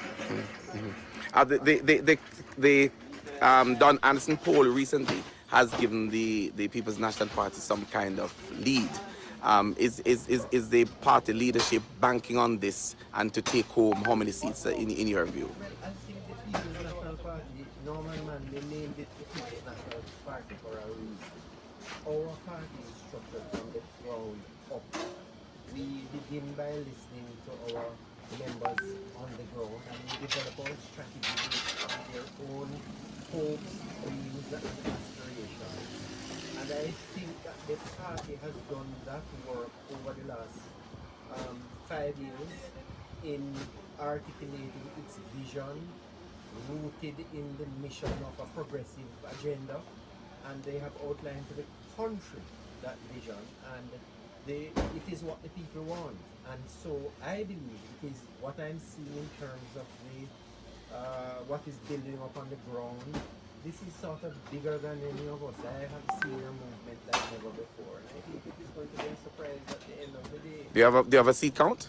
No, I don't. I actually don't have a seat count at this moment in time, but I think that the People's National Party will be victorious, and handsomely so. All right, so there we have it from Mr. Paul Lynn there, speaking in Northeast Manchester. Over to you, Anne-Marie. Thank you so much. We're all back with us. Dr. Emil, Mr. Henry. Yes, we're here. Okay, on my side, the audio was coming across a bit low, but let's start with the second speaker. From what I gather, he spoke about complacency by one party who has been in power for a long time. Did you hear that? Yes. Good. Okay. And if I'm hearing correctly, something about vote buying and persons doing what they need to do because it's a competitive space. He spoke of it, yes, as though it's the norm. All right. So my ear is working. So let's deal with the issue of complacency, because it is a reality in some communities where the MP has been in power for maybe 2 or more terms, in some cases 3 or more. The perception or the reality may be that they have become complacent. You want to comment on that, Mr. Henry? And then perhaps Dr. Emil could look at the psychology that surrounds that mindset. Right. I think a part of the challenge that we have, as a nation is not just the efficacy of the process, but the level of literacy in the process. It is more than a vote. Democracy is more than just the exercise of the right to vote. And I think a significant part of the population and the voting population, if they know they have not yet accepted the fact that they are in a position to hold accountable those who have put themselves forward to serve. And for some reason, there are some countries where not just the process of politics is taught, but politics itself is a part of curriculum that helps the citizens to become more aware of their own personal responsibility. I think in this country, the responsibility would hold accountable those who have put themselves forward to serve, whether they won in the election or not. If you say that you are here to serve as a political representative, then there needs to be measures of accountability, and those should be general across the entire board. But we don't have that. And so we have normalized the term power. They are in power. What power? Who gives them power? What makes that their service something described as being in power? And so there's a sense in which, and I heard statements made today by those who have put themselves forward to say, this is how we are going to humbly serve. This is how we are going to put ourselves out there in the interest of those who we are going to serve. And yet, by the end of the time of service, the entire facade of what was pronounced has changed. And so I think the responsibility really ought to be that we have to help people. The nation, there needs to be a way in which we help the populace to understand that they have a responsibility to hold people accountable. And I like the construct that, in a sense, I am more for the idea that if you're going to represent, you must come from where you're representing. I believe in that. I think that the representative of the people must come from the people, of the people, by the people. But if you come from somewhere else and you have been deposited here or there, that to me is a challenge. Thank you for those points, Mr. Henry. We spoke briefly about accountability and integrity yesterday, so I'm glad you raised that. And I also believe in educating the public in terms of our democracy and constitution and the role and responsibilities of our leaders who are voted in to the position. It's not that it's not a position that you should take for granted. It is a privileged position, and you're there to represent your constituency. You're there to represent the interests of the public and not your own self-serving interests. So that is those points are very valid. The reality, though, in some constituency and some mentality of some Jamaicans, if your parents, your grandparents, your great-great-grand back in history are PMP or JLP, most persons think that they should be, or they are, and they're not switching. So they're not looking at the performance or the issues or the integrity and behaviors, values, and attitude of the persons who put themselves forward to serve, but they're looking at the history of the family in terms of which side they fall on. That's just a reality which Dr. Emil perhaps can speak to the psychology of that, because that influences how persons vote. Right, Dr. Emil? Also, you spoke about... Yes, go ahead, Dr. Emil. And indeed, that's a part of the psychology that will be considered as one of the psychological underpinning as it relates to voting. So that would form part of the psychology of voting, the whole situation where you have that dyad subset, because that is a representation of a greater whole. So we know, and that happens wherever politics is. So it is not just confined to Jamaica, as some persons would want us to believe. If you look, if politics and religion goes hand in hand, they run close and they run deep. So whatever you see in religion, you see people, for example, their parents are a part of this church for all their lives, and they grew up in that church, and no matter what happened, they are going to remain in that church. I'm a Catholic, I'm a Seventh-day Adventist, I'm a New Testament Church of God, or whatever it might be, just to name a few. You find that they remain there for most part. So the psychology of voting, the culture, as I said last night, is one of the critical things.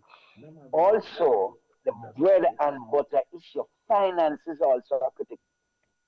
I was looking at a couple of articles today, and one of the articles here to mention a set figure that has been a part of the process in terms of vote buying, which is a notable phenomenon, according to the article, since the 80s and 90s and until now. And, it is said that in the last election, I was looking at a Scott article from 2020 in the last election, the figure was $5,000, and it is more prominent.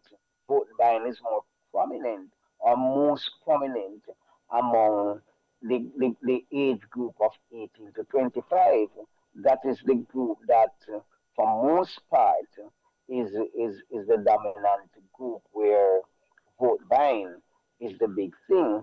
So we know that, as we were discussing the other day, Sir Henry, whether there are empirical data, as it relates to vote buying. Yes, there is empirical data, and I just share some of the information with you. There's a lot more out there, but it is now recognized as a phenomenon.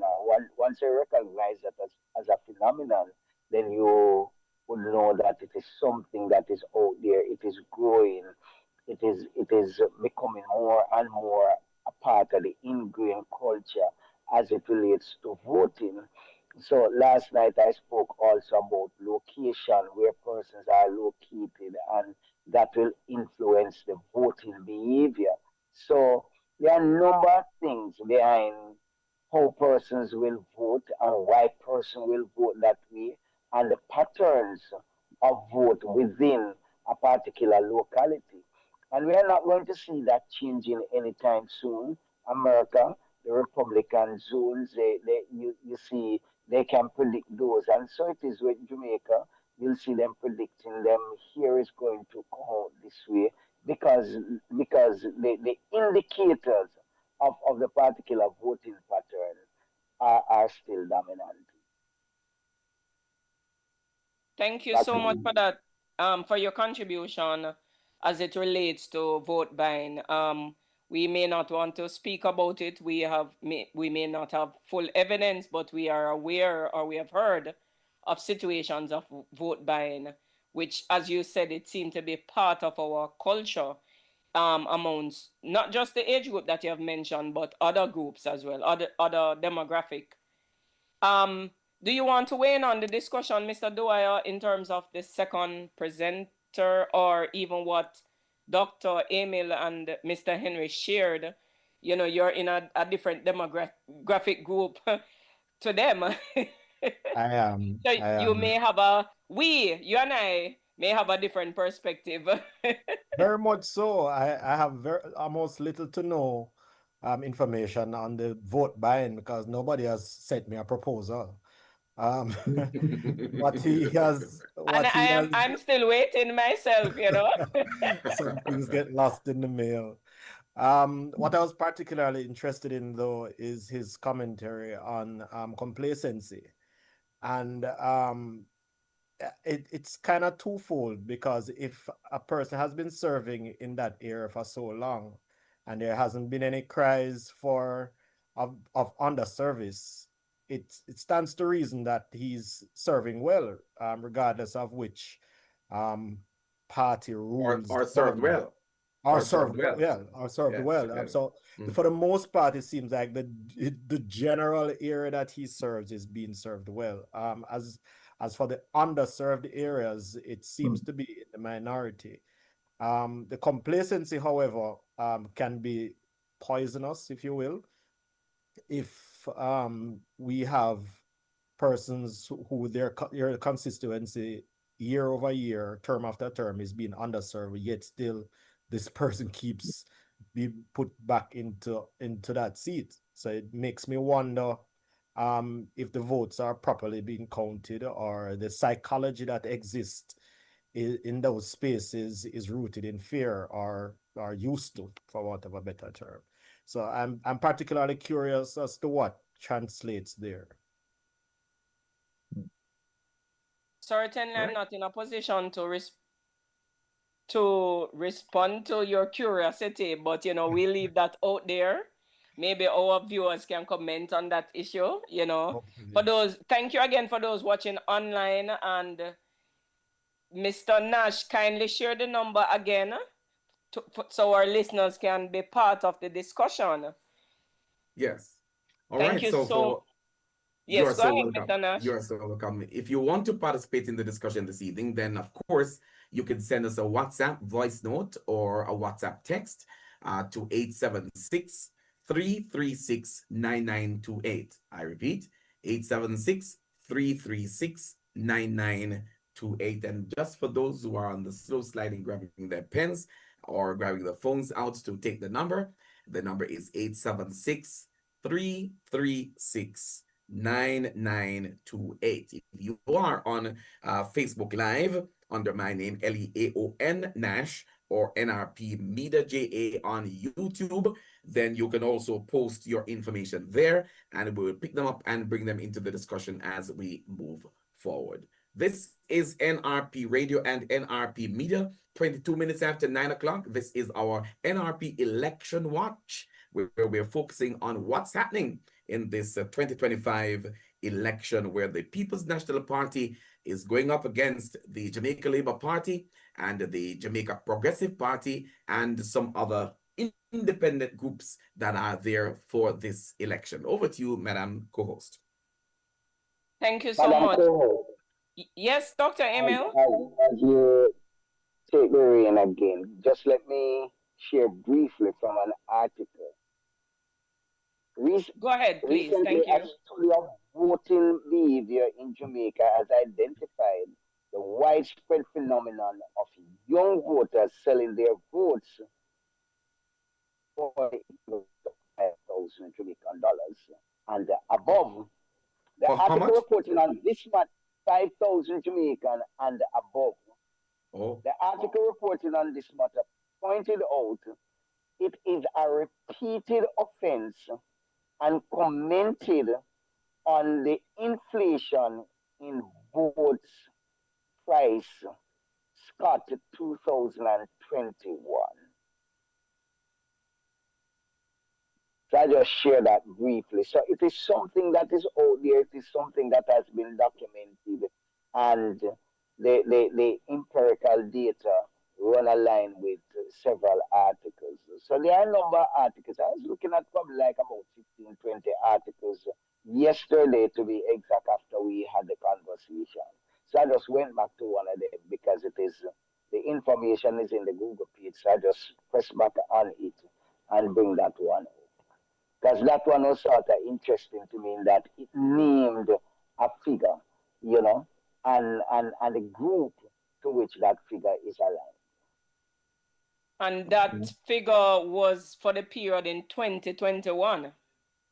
So it was, no, the article was a 2021 article. But yeah, for most part, if you read through the article, you'd see reference of the election in 2020 and some of the patterns that exist. You know, so that clearly is an indicator, you know, as to the fact that it is something that has been happening for some time now. We recognize it is still an undertone because of the ethical component of it. And as Sir Henry or Sir Luaya said, you know, and we mentioned it last night, the integrity aspect of it is going to come to the fore. No politician want to be labeled or to be caught, or you know, in that street. So it is still an undertone, but it is still a reality.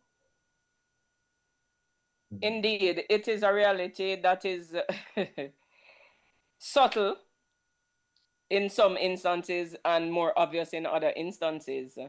But we want to continue on the point of education. Mr. Henry, do you think there's a deliberate act or omission not to educate the public on the importance of knowing their rights and the democracy, so you can continue the undertone of election buying $5,000? It might be more today because of inflation and, you know, increase in minimum wage over the past few years. But Yes. what is how important it is? And also, Dr. Emil, the same question goes for you, but give us from a psychologist perspective. How do we break that cycle in terms of getting persons not just to vote, but to make decisions based on facts and reality, and not just their circumstances, but in the interest of the country? I think one of the challenges that we have, is that before we can attempt to fix something, we have to admit that something is wrong, that there needs to be some adjustment without accepting, acknowledging that there is a problem. We won't collectively pursue the change that would be desirable. And I think that's a part of the Jamaican psyche. I think there are some things that we have become comfortable with because we have no other standard by which to assess ourselves. And even if we look among our Caribbean neighbors, if we were doing that, perhaps it would stimulate our consciousness and conscience with regard to those particular things. Look, the very structure of what civics ought to be, if we're going to have citizens who are going to be participating and energized around what is their civic responsibility, what is their privilege to exercise this right of voting, then they have to be educated, and that has to start early. That has to start early in their lives, included in the national curriculum that helps our young people to develop, so that they can participate, first of all, in the national enterprise of what Jamaica is. And then if anything else do likewise elsewhere when they do go. So one, I would say we need to revisit what is the structure of and content of what is civics, and included in that is the political narrative that needs to be extended and developed from early, because there is a narrative that's being developed. There's one that says we are always PNP or we are always JLP, we vote like this. That is one way to teach young people how to engage. Another way simply says they are the enemy and we are not, or the color is what matters. We are teaching them things. We are teaching our citizens how to like or not like each other. We're teaching our citizens that there are certain things that become standards for how we live or how we exercise our rights to vote. And it is out of that education that the value of what it is that we're exercising tomorrow has been determined. Why would I need to, well, we call it vote buying, but if we know that there are constituents that are already won or lost before the election even comes, why would we need to buy their vote? Why would people need to? So they're providing what is motivational stimulus for participation. It's not the vote, it is for participation, because the absence of the vote is not being there at all. And people have lost in small numbers of votes in many different constituencies, or people have won by very small margins. And so the idea is helping people to see that the value of your vote is not resident or does not reside in your activity for a day, but that it extends beyond that to the generation that must come after you. This is 4 years past the last election. So much has changed, and the quality of life for people has either improved or not improved, or has stayed the same. For what? The value of what we said was the vote. And so I think that is one thing that needs to be affected. We need to begin early to help citizens to understand what is their civic responsibility, what is their responsibility and their role as citizens with regard to the democratic process. And so that it doesn't become an arbitrary response when every 4 years or so we have an election. So that is, I think, is a critical thing, and it must begin as a part of the process in our schools, in our churches, in our communities, in our homes, so that they are beginning to be educated and respond accordingly. All right. Thank you so much, Mr. Henry. Great points. And one of the questions that I jot down as a follow-up, but I'll allow Dr. Emil to continue the conversation, is what is the role, what role can the church play in this process? I'm aware we have, the great thing is that all 4 gentlemen online, you're very much involved in your churches. In fact, some of you are ministers. And so we're going to come to that after Dr. Emil responds. I know Mr. Dwyer is very much involved in his church. So is Mr. Nash, you, Mr. Henry. We have about 3 or 4 pastors here. I'm the only bishop, but we have 4 pastors. Hallelujah. I love that. But Dr. Emil, do you want to follow on continue the discussion based on what Mr. Henry said and add your part to it as well. I could, but I saw where Sir Joshua hand was open. Oh, sorry, I apologize. Go ahead, Sir Joshua. Oh, it wasn't up. I was very much applauding Mr. Henry's assessment of it because I'm one for root cause analysis. I don't like solving the same problem every week with the same symptom. Yes. So I think we alluded to it last evening when we spoke of education, but in a different sphere.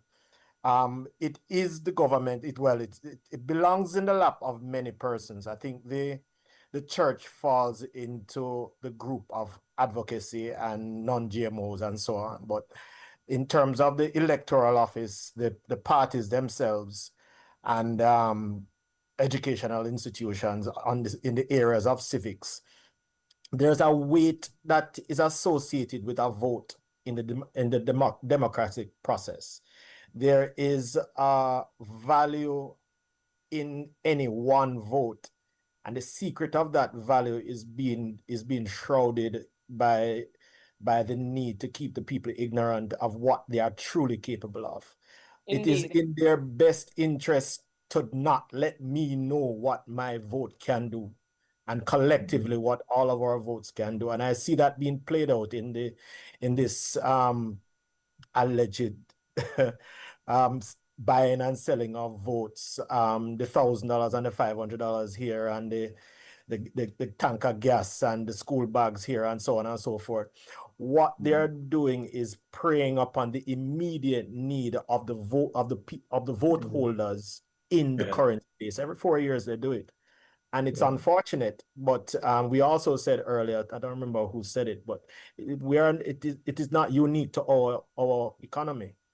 And the problem is education in the spaces that education need to exist somebody's blocking the road. Yes. Valid points, Mr. Dwyer, really valid point. Dr. Emil?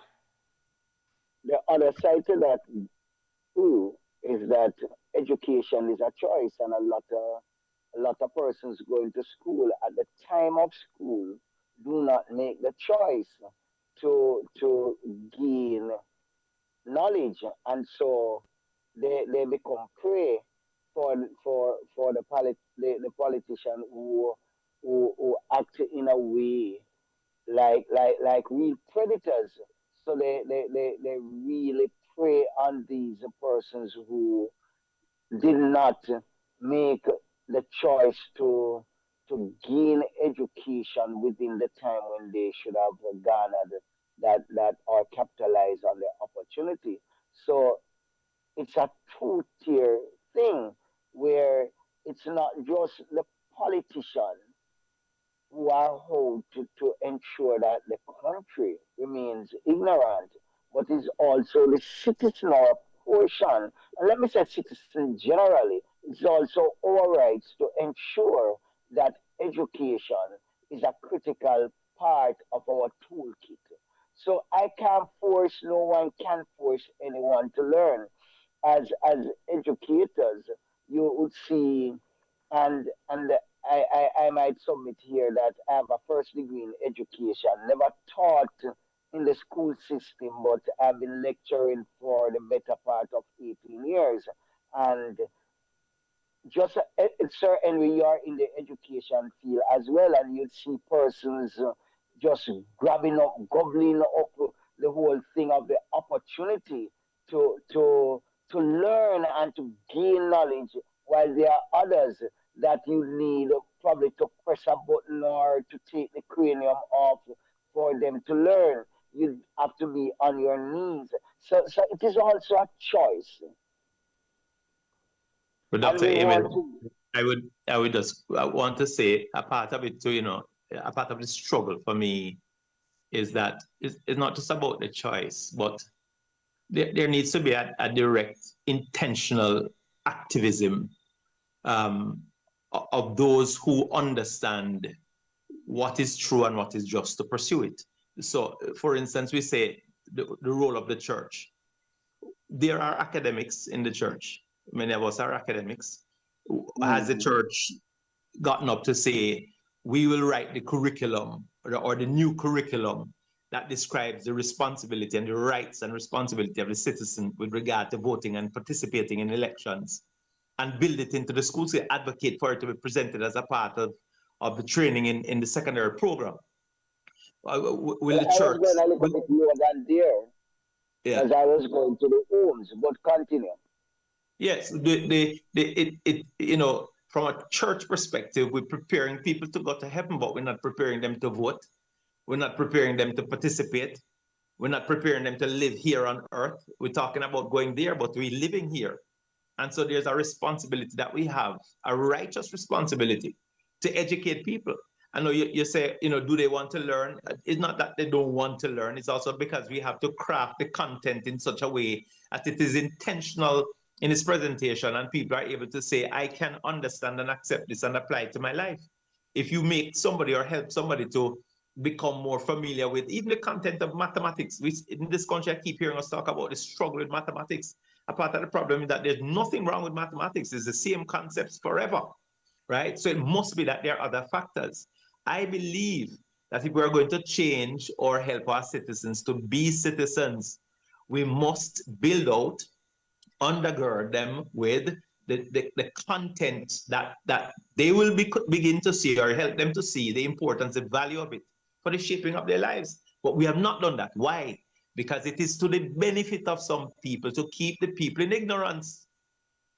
And if the church continues the same way, we also keep a certain kind of ignorance too, you know.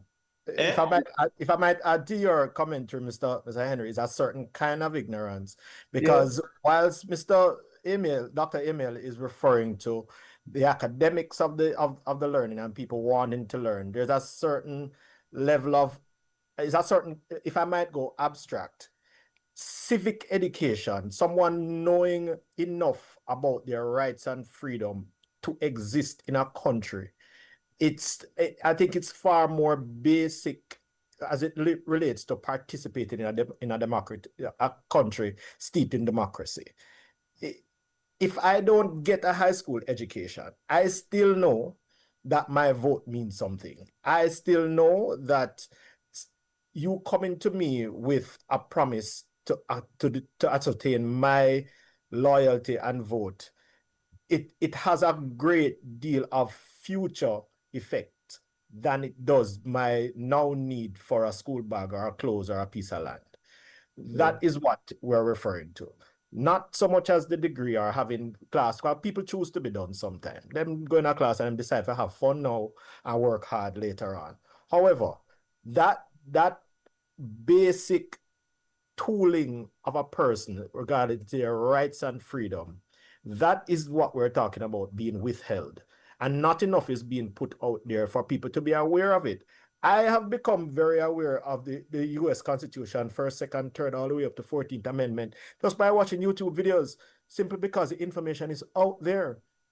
Our information is not out there. I don't see it as often. I don't see it demonstrated. I don't hear people challenging it as often enough in the airwaves to know that, oh, this exists for me too. How do I lean into it? How do I leverage it? How does it serve me? How do I educate my children in the home now that I know it, so that they can go out and stand strong in their own spaces? That is what we're talking about. But we've also not built an interest in it. There is no interest in it. There's no interest in it.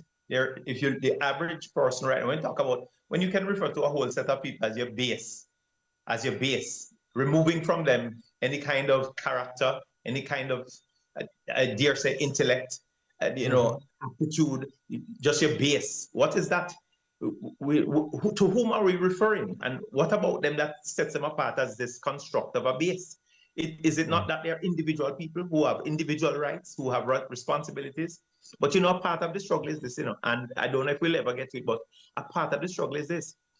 When you listen to the leaders who speak, they do not, somebody said, listen, if you want to feed the man tomorrow, plant rice. Or if you want to feed him 5 years from now, you plant, bamboo.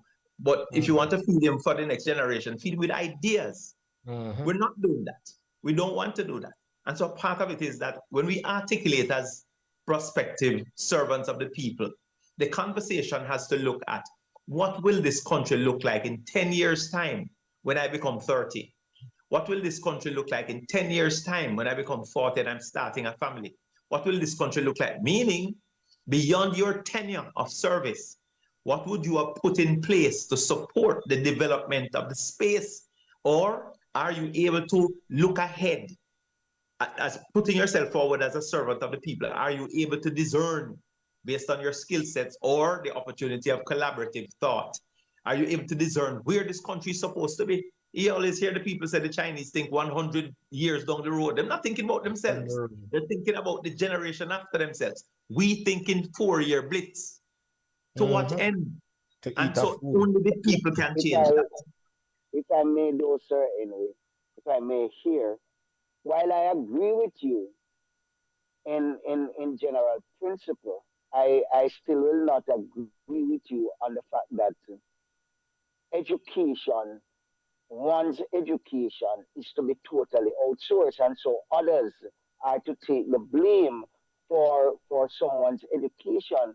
The point I'm making is that while I recognize that there are persons who have a vested interest in the uneducated population of the country, it must also be noted that it is the person's responsibility to educate themselves in order for their own personal growth and development, for the development of their family and their own future.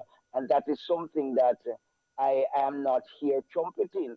I am hearing you are trumpeting the whole thing about education on a personal, a citizen level as something that has to be outsourced or something that should be outsourced and someone else should take the responsibility.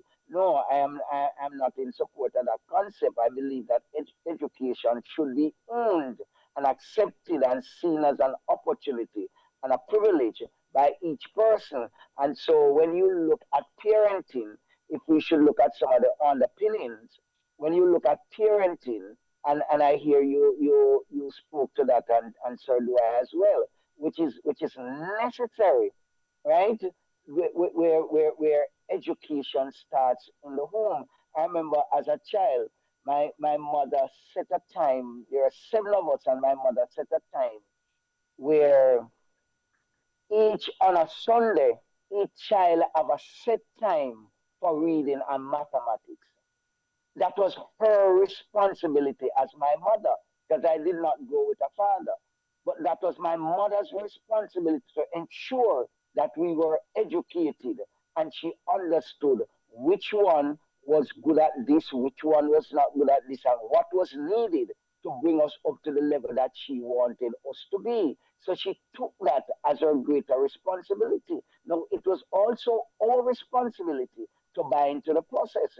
Now, as it relates to the church and the church doings, as it relates to... You mean your responsibility as children? You mean your responsibility as children to buy into the process? As children to buy into the process. And even as adults, because it doesn't mean that because you did not get it as a child, it is lost. But Dr. Emil, I know, look, we're certainly not naive about what it is. When we're celebrating here a 19% of our population and participants of children who are considered to be successful, 19%, and we're saying we're moving right along. The fact of the matter is this. NRP Radio and NRP Media, reaching you where you are, no boundaries, no limitations.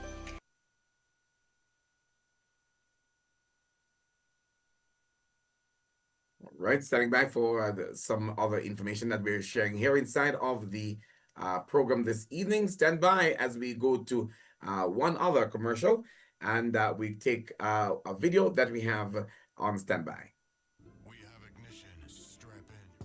Hey, are you searching for a hardware that caters to your every needs? Then look no further than Roofing Master R&D and Hardware Limited, located at Mount Olivet Main Road, on your way to or from Spalding. At Roofing Master, we specialize in Metro Shake, Decra Shake, roofing tiles, decor tiles, felting, lumber, accessories. We sell and install all roofing materials. We do rentals on scaffolding and props for decking.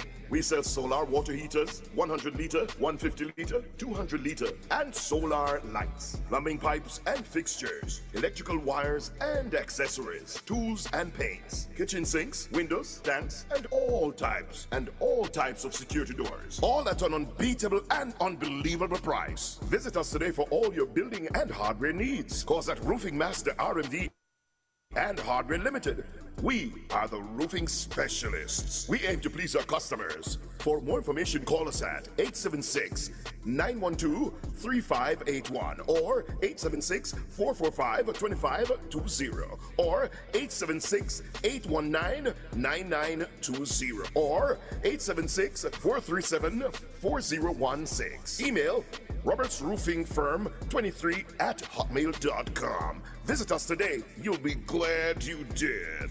Thank you for the information, sir. Come here, say Roofing Master have the best prices. So me gone on there right now. Okay, Roofing Master is there for you inside of our coverage this year on the election watch. Yes, we are doing a precursor leading up to the election to come tomorrow. And so tomorrow is going to be significant. We're going to be back here in the evening hours tomorrow evening when we're going to be looking at the vote count. We should be having the map of Jamaica and showing you the the color differences in terms of which party taking the different seats or the different constituency. We hope to have that going through for tomorrow as we continue inside of the election watch and to bring it home in terms of a winner come tomorrow. Let's go back to the street now and let's bring in this singer is a recording artist. We caught up with him at the constituency office in Northwest Clarendon today. Here's what he had to say. Well, this is King Arthur, so when time King Arthur come out, it's a different setting and it's a different thing. So right now, we just want the people, them say tomorrow is a powerful day.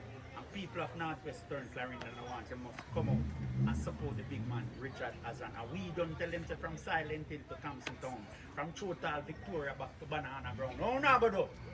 Let's show the man. Bless upon ourselves soon at the polling station tomorrow and make we have a big party. Celebrate Mr. Azan when this is all over. What me say? Check Azan track record, he clean like a whistle. The man they no get caught up in no hassle and no tussle. When the man they fix the road, the white line make your diesel for them. And the one win for the past 5 years, they miss it. So Northwest want a proper MP. Who we know so we turn up for way. I represent the constituency. Hope I got knows alongside Marky G. So let's shoot the man. All right, okay. All right, so that was King Arthur there. that was King Arthur over there in Mr. Nash, we need a replay of the DJing part. Yeah, you want a replay of that one? Let me yes, we need a replay.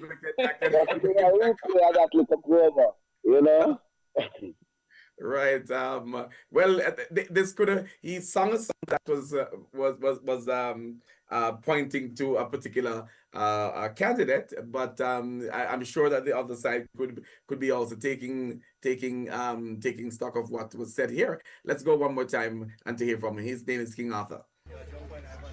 Well, this is King Arthur, so when time King Arthur comes. I may not agree, but that is what the person that typed in the message that Sir Nash read. That's what he or she speaking about. There's no check and balance and integrity amongst a lot of our leaders in Jamaican politics. Empty promises, no action in a lot of situations. We get the leaders we deserve. It's interesting. Okay, point taken. Go ahead, Mr. Dwyer. It's interesting that you made that comment because that was my takeaway from the leadership debate, because they pretty much spent more time pointing fingers and you did this and how come you're in that, and they said no, you're a liar. I think I've heard the statement "you are a liar" maybe 10 times. Yes. And it is a leadership debate. Now, if I were to believe both of them, they're both liars. Yeah. And why is it that we only found out that they're liars at the debate? But we should now be asking them to tell me the truth about the next 5 years. Tell me the truth about the next 5 years. Tell me the truth about the economy that is, not just the macroeconomy, but the microeconomy. Tell me the truth about that. But you see, we also need to hold them accountable. And that's what it comes down to, right? When we do not have the structure of government is also a challenge, because when we come down to local government, we don't hold local government accountable either. And so local government is also to be held in a particular posture so that they know that they too need to give an account of themselves because of the nature of how our politics is. And so we have to speak truth to power. The fact of the matter is this: look, we do not live in 5-year cycles or 4-year cycles. My life is not about a 4-year cycle. I must also build my life so that my children and my children's children benefit from financial wealth or emotional wealth, psychological wealth. But we're looking through these. It's not a kaleidoscope. We're looking through these lens that only have us see one dimension, and the one dimension has kept us bankrupt for too long. And from a church perspective, we need to become radical. We have to get radical.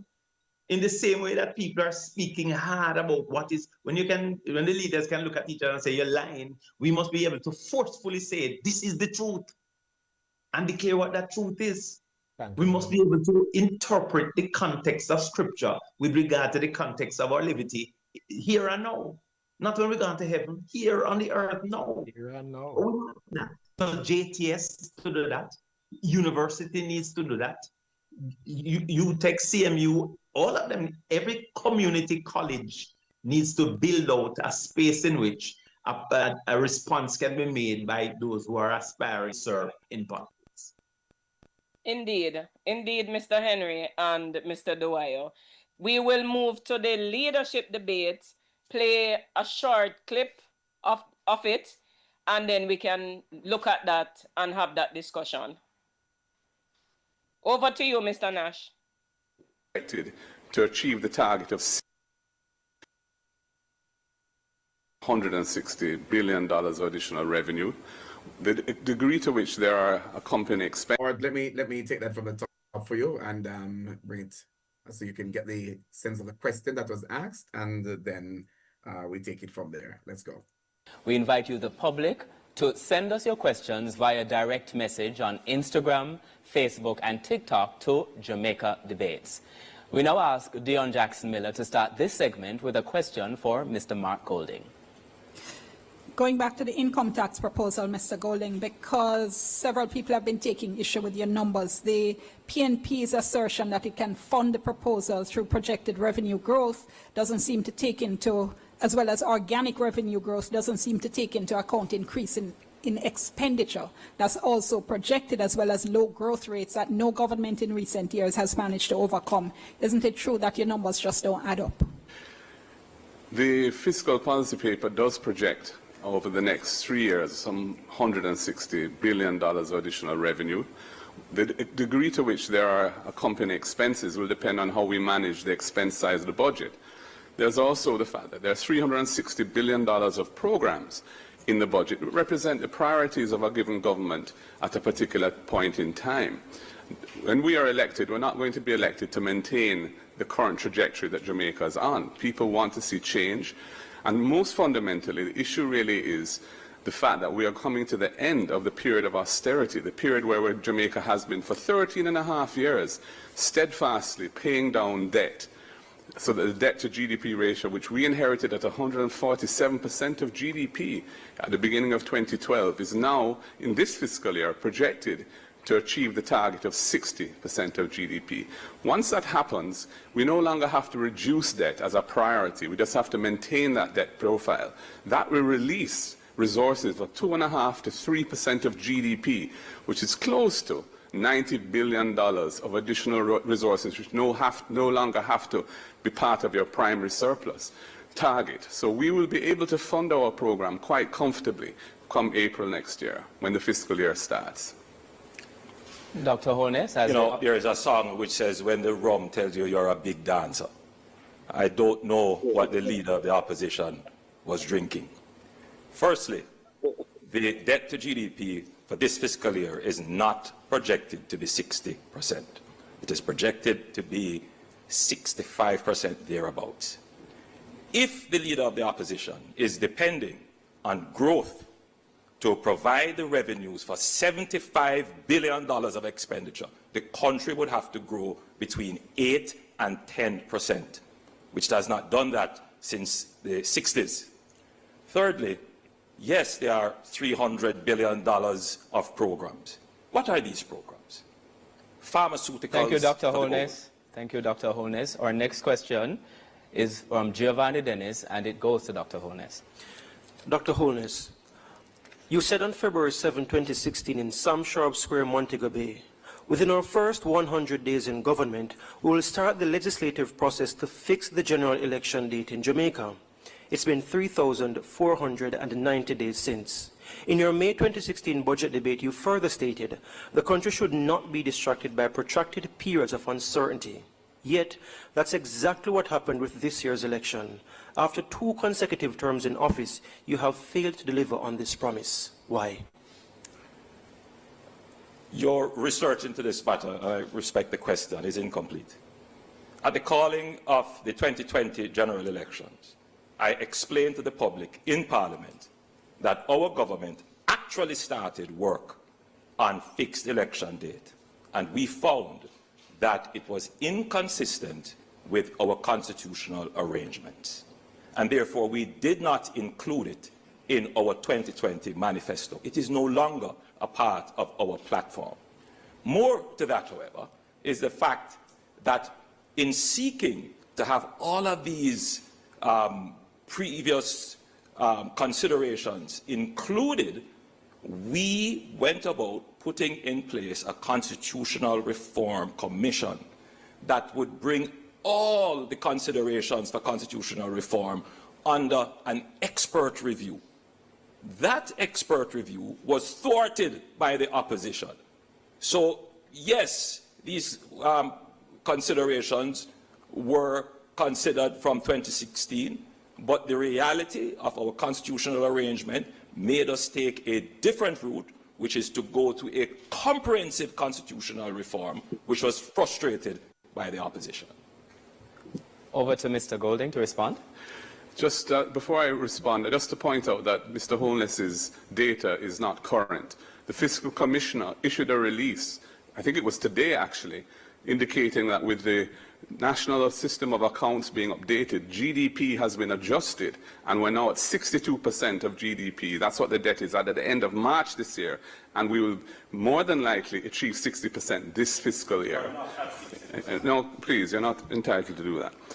The flip-flopping from the Prime Minister is manifest. They were supposed to have impeachment. There's no impeachment. Fixed election day, no fixed election day. Ring fencing the NHT, they have taken over $130 billion out of the NHT. Cannot be trusted. Just reminding.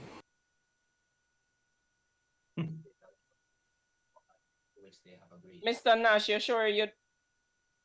Well, let me just go back and find my. Okay, go ahead now. You're sure you don't want to play more of the leadership debates? Or should we take the 2 points? Oh, Mr. Henry is saying he has had enough. But is it that should we take the 2 points raised? One had to do with a fixed election date. One had to do with it's more than 2 really. 130 billion being spent by the JLP, which is of concern to the PNP. How the budget is going to be financed, you heard both sides. I'll leave it to the maths guru on our panel to comment on it. But what I saw from the clip you played, why I find it across the board in the other debates as well, and especially in the leadership debate, why is there a need by any party in a debate to disrespect the other person? It seems so childish in reality. Then contrary to to the argument of who won the debate, winning the election, then you could see a paradox, if I may use that word. You'll see a paradox in terms of the result, segueing from the projection, because women we know have a natural motivation for voting as against men. The men will say that they are going to vote, and the day they just get up and do something totally different, because for men, finances and providing money for women is one of our biggest things. And so we see the opportunity to go out and earn some money so that we can make the family happy. We are going to go out and do it and don't pay any attention to voting. Am I right, sir? Do I answer Sir Nash, Sir Henry? Am I right? And Mr. Dr. Emil, I'm glad you said that, and I hope men are listening. You are correct. On the day we might prioritize other things. You're correct. Yeah. So I think that is a significant figure. The thing though is when you look at the second number that you give, one voting for the JLP, one voting for the PNP. Can you just run over that? You want to say something?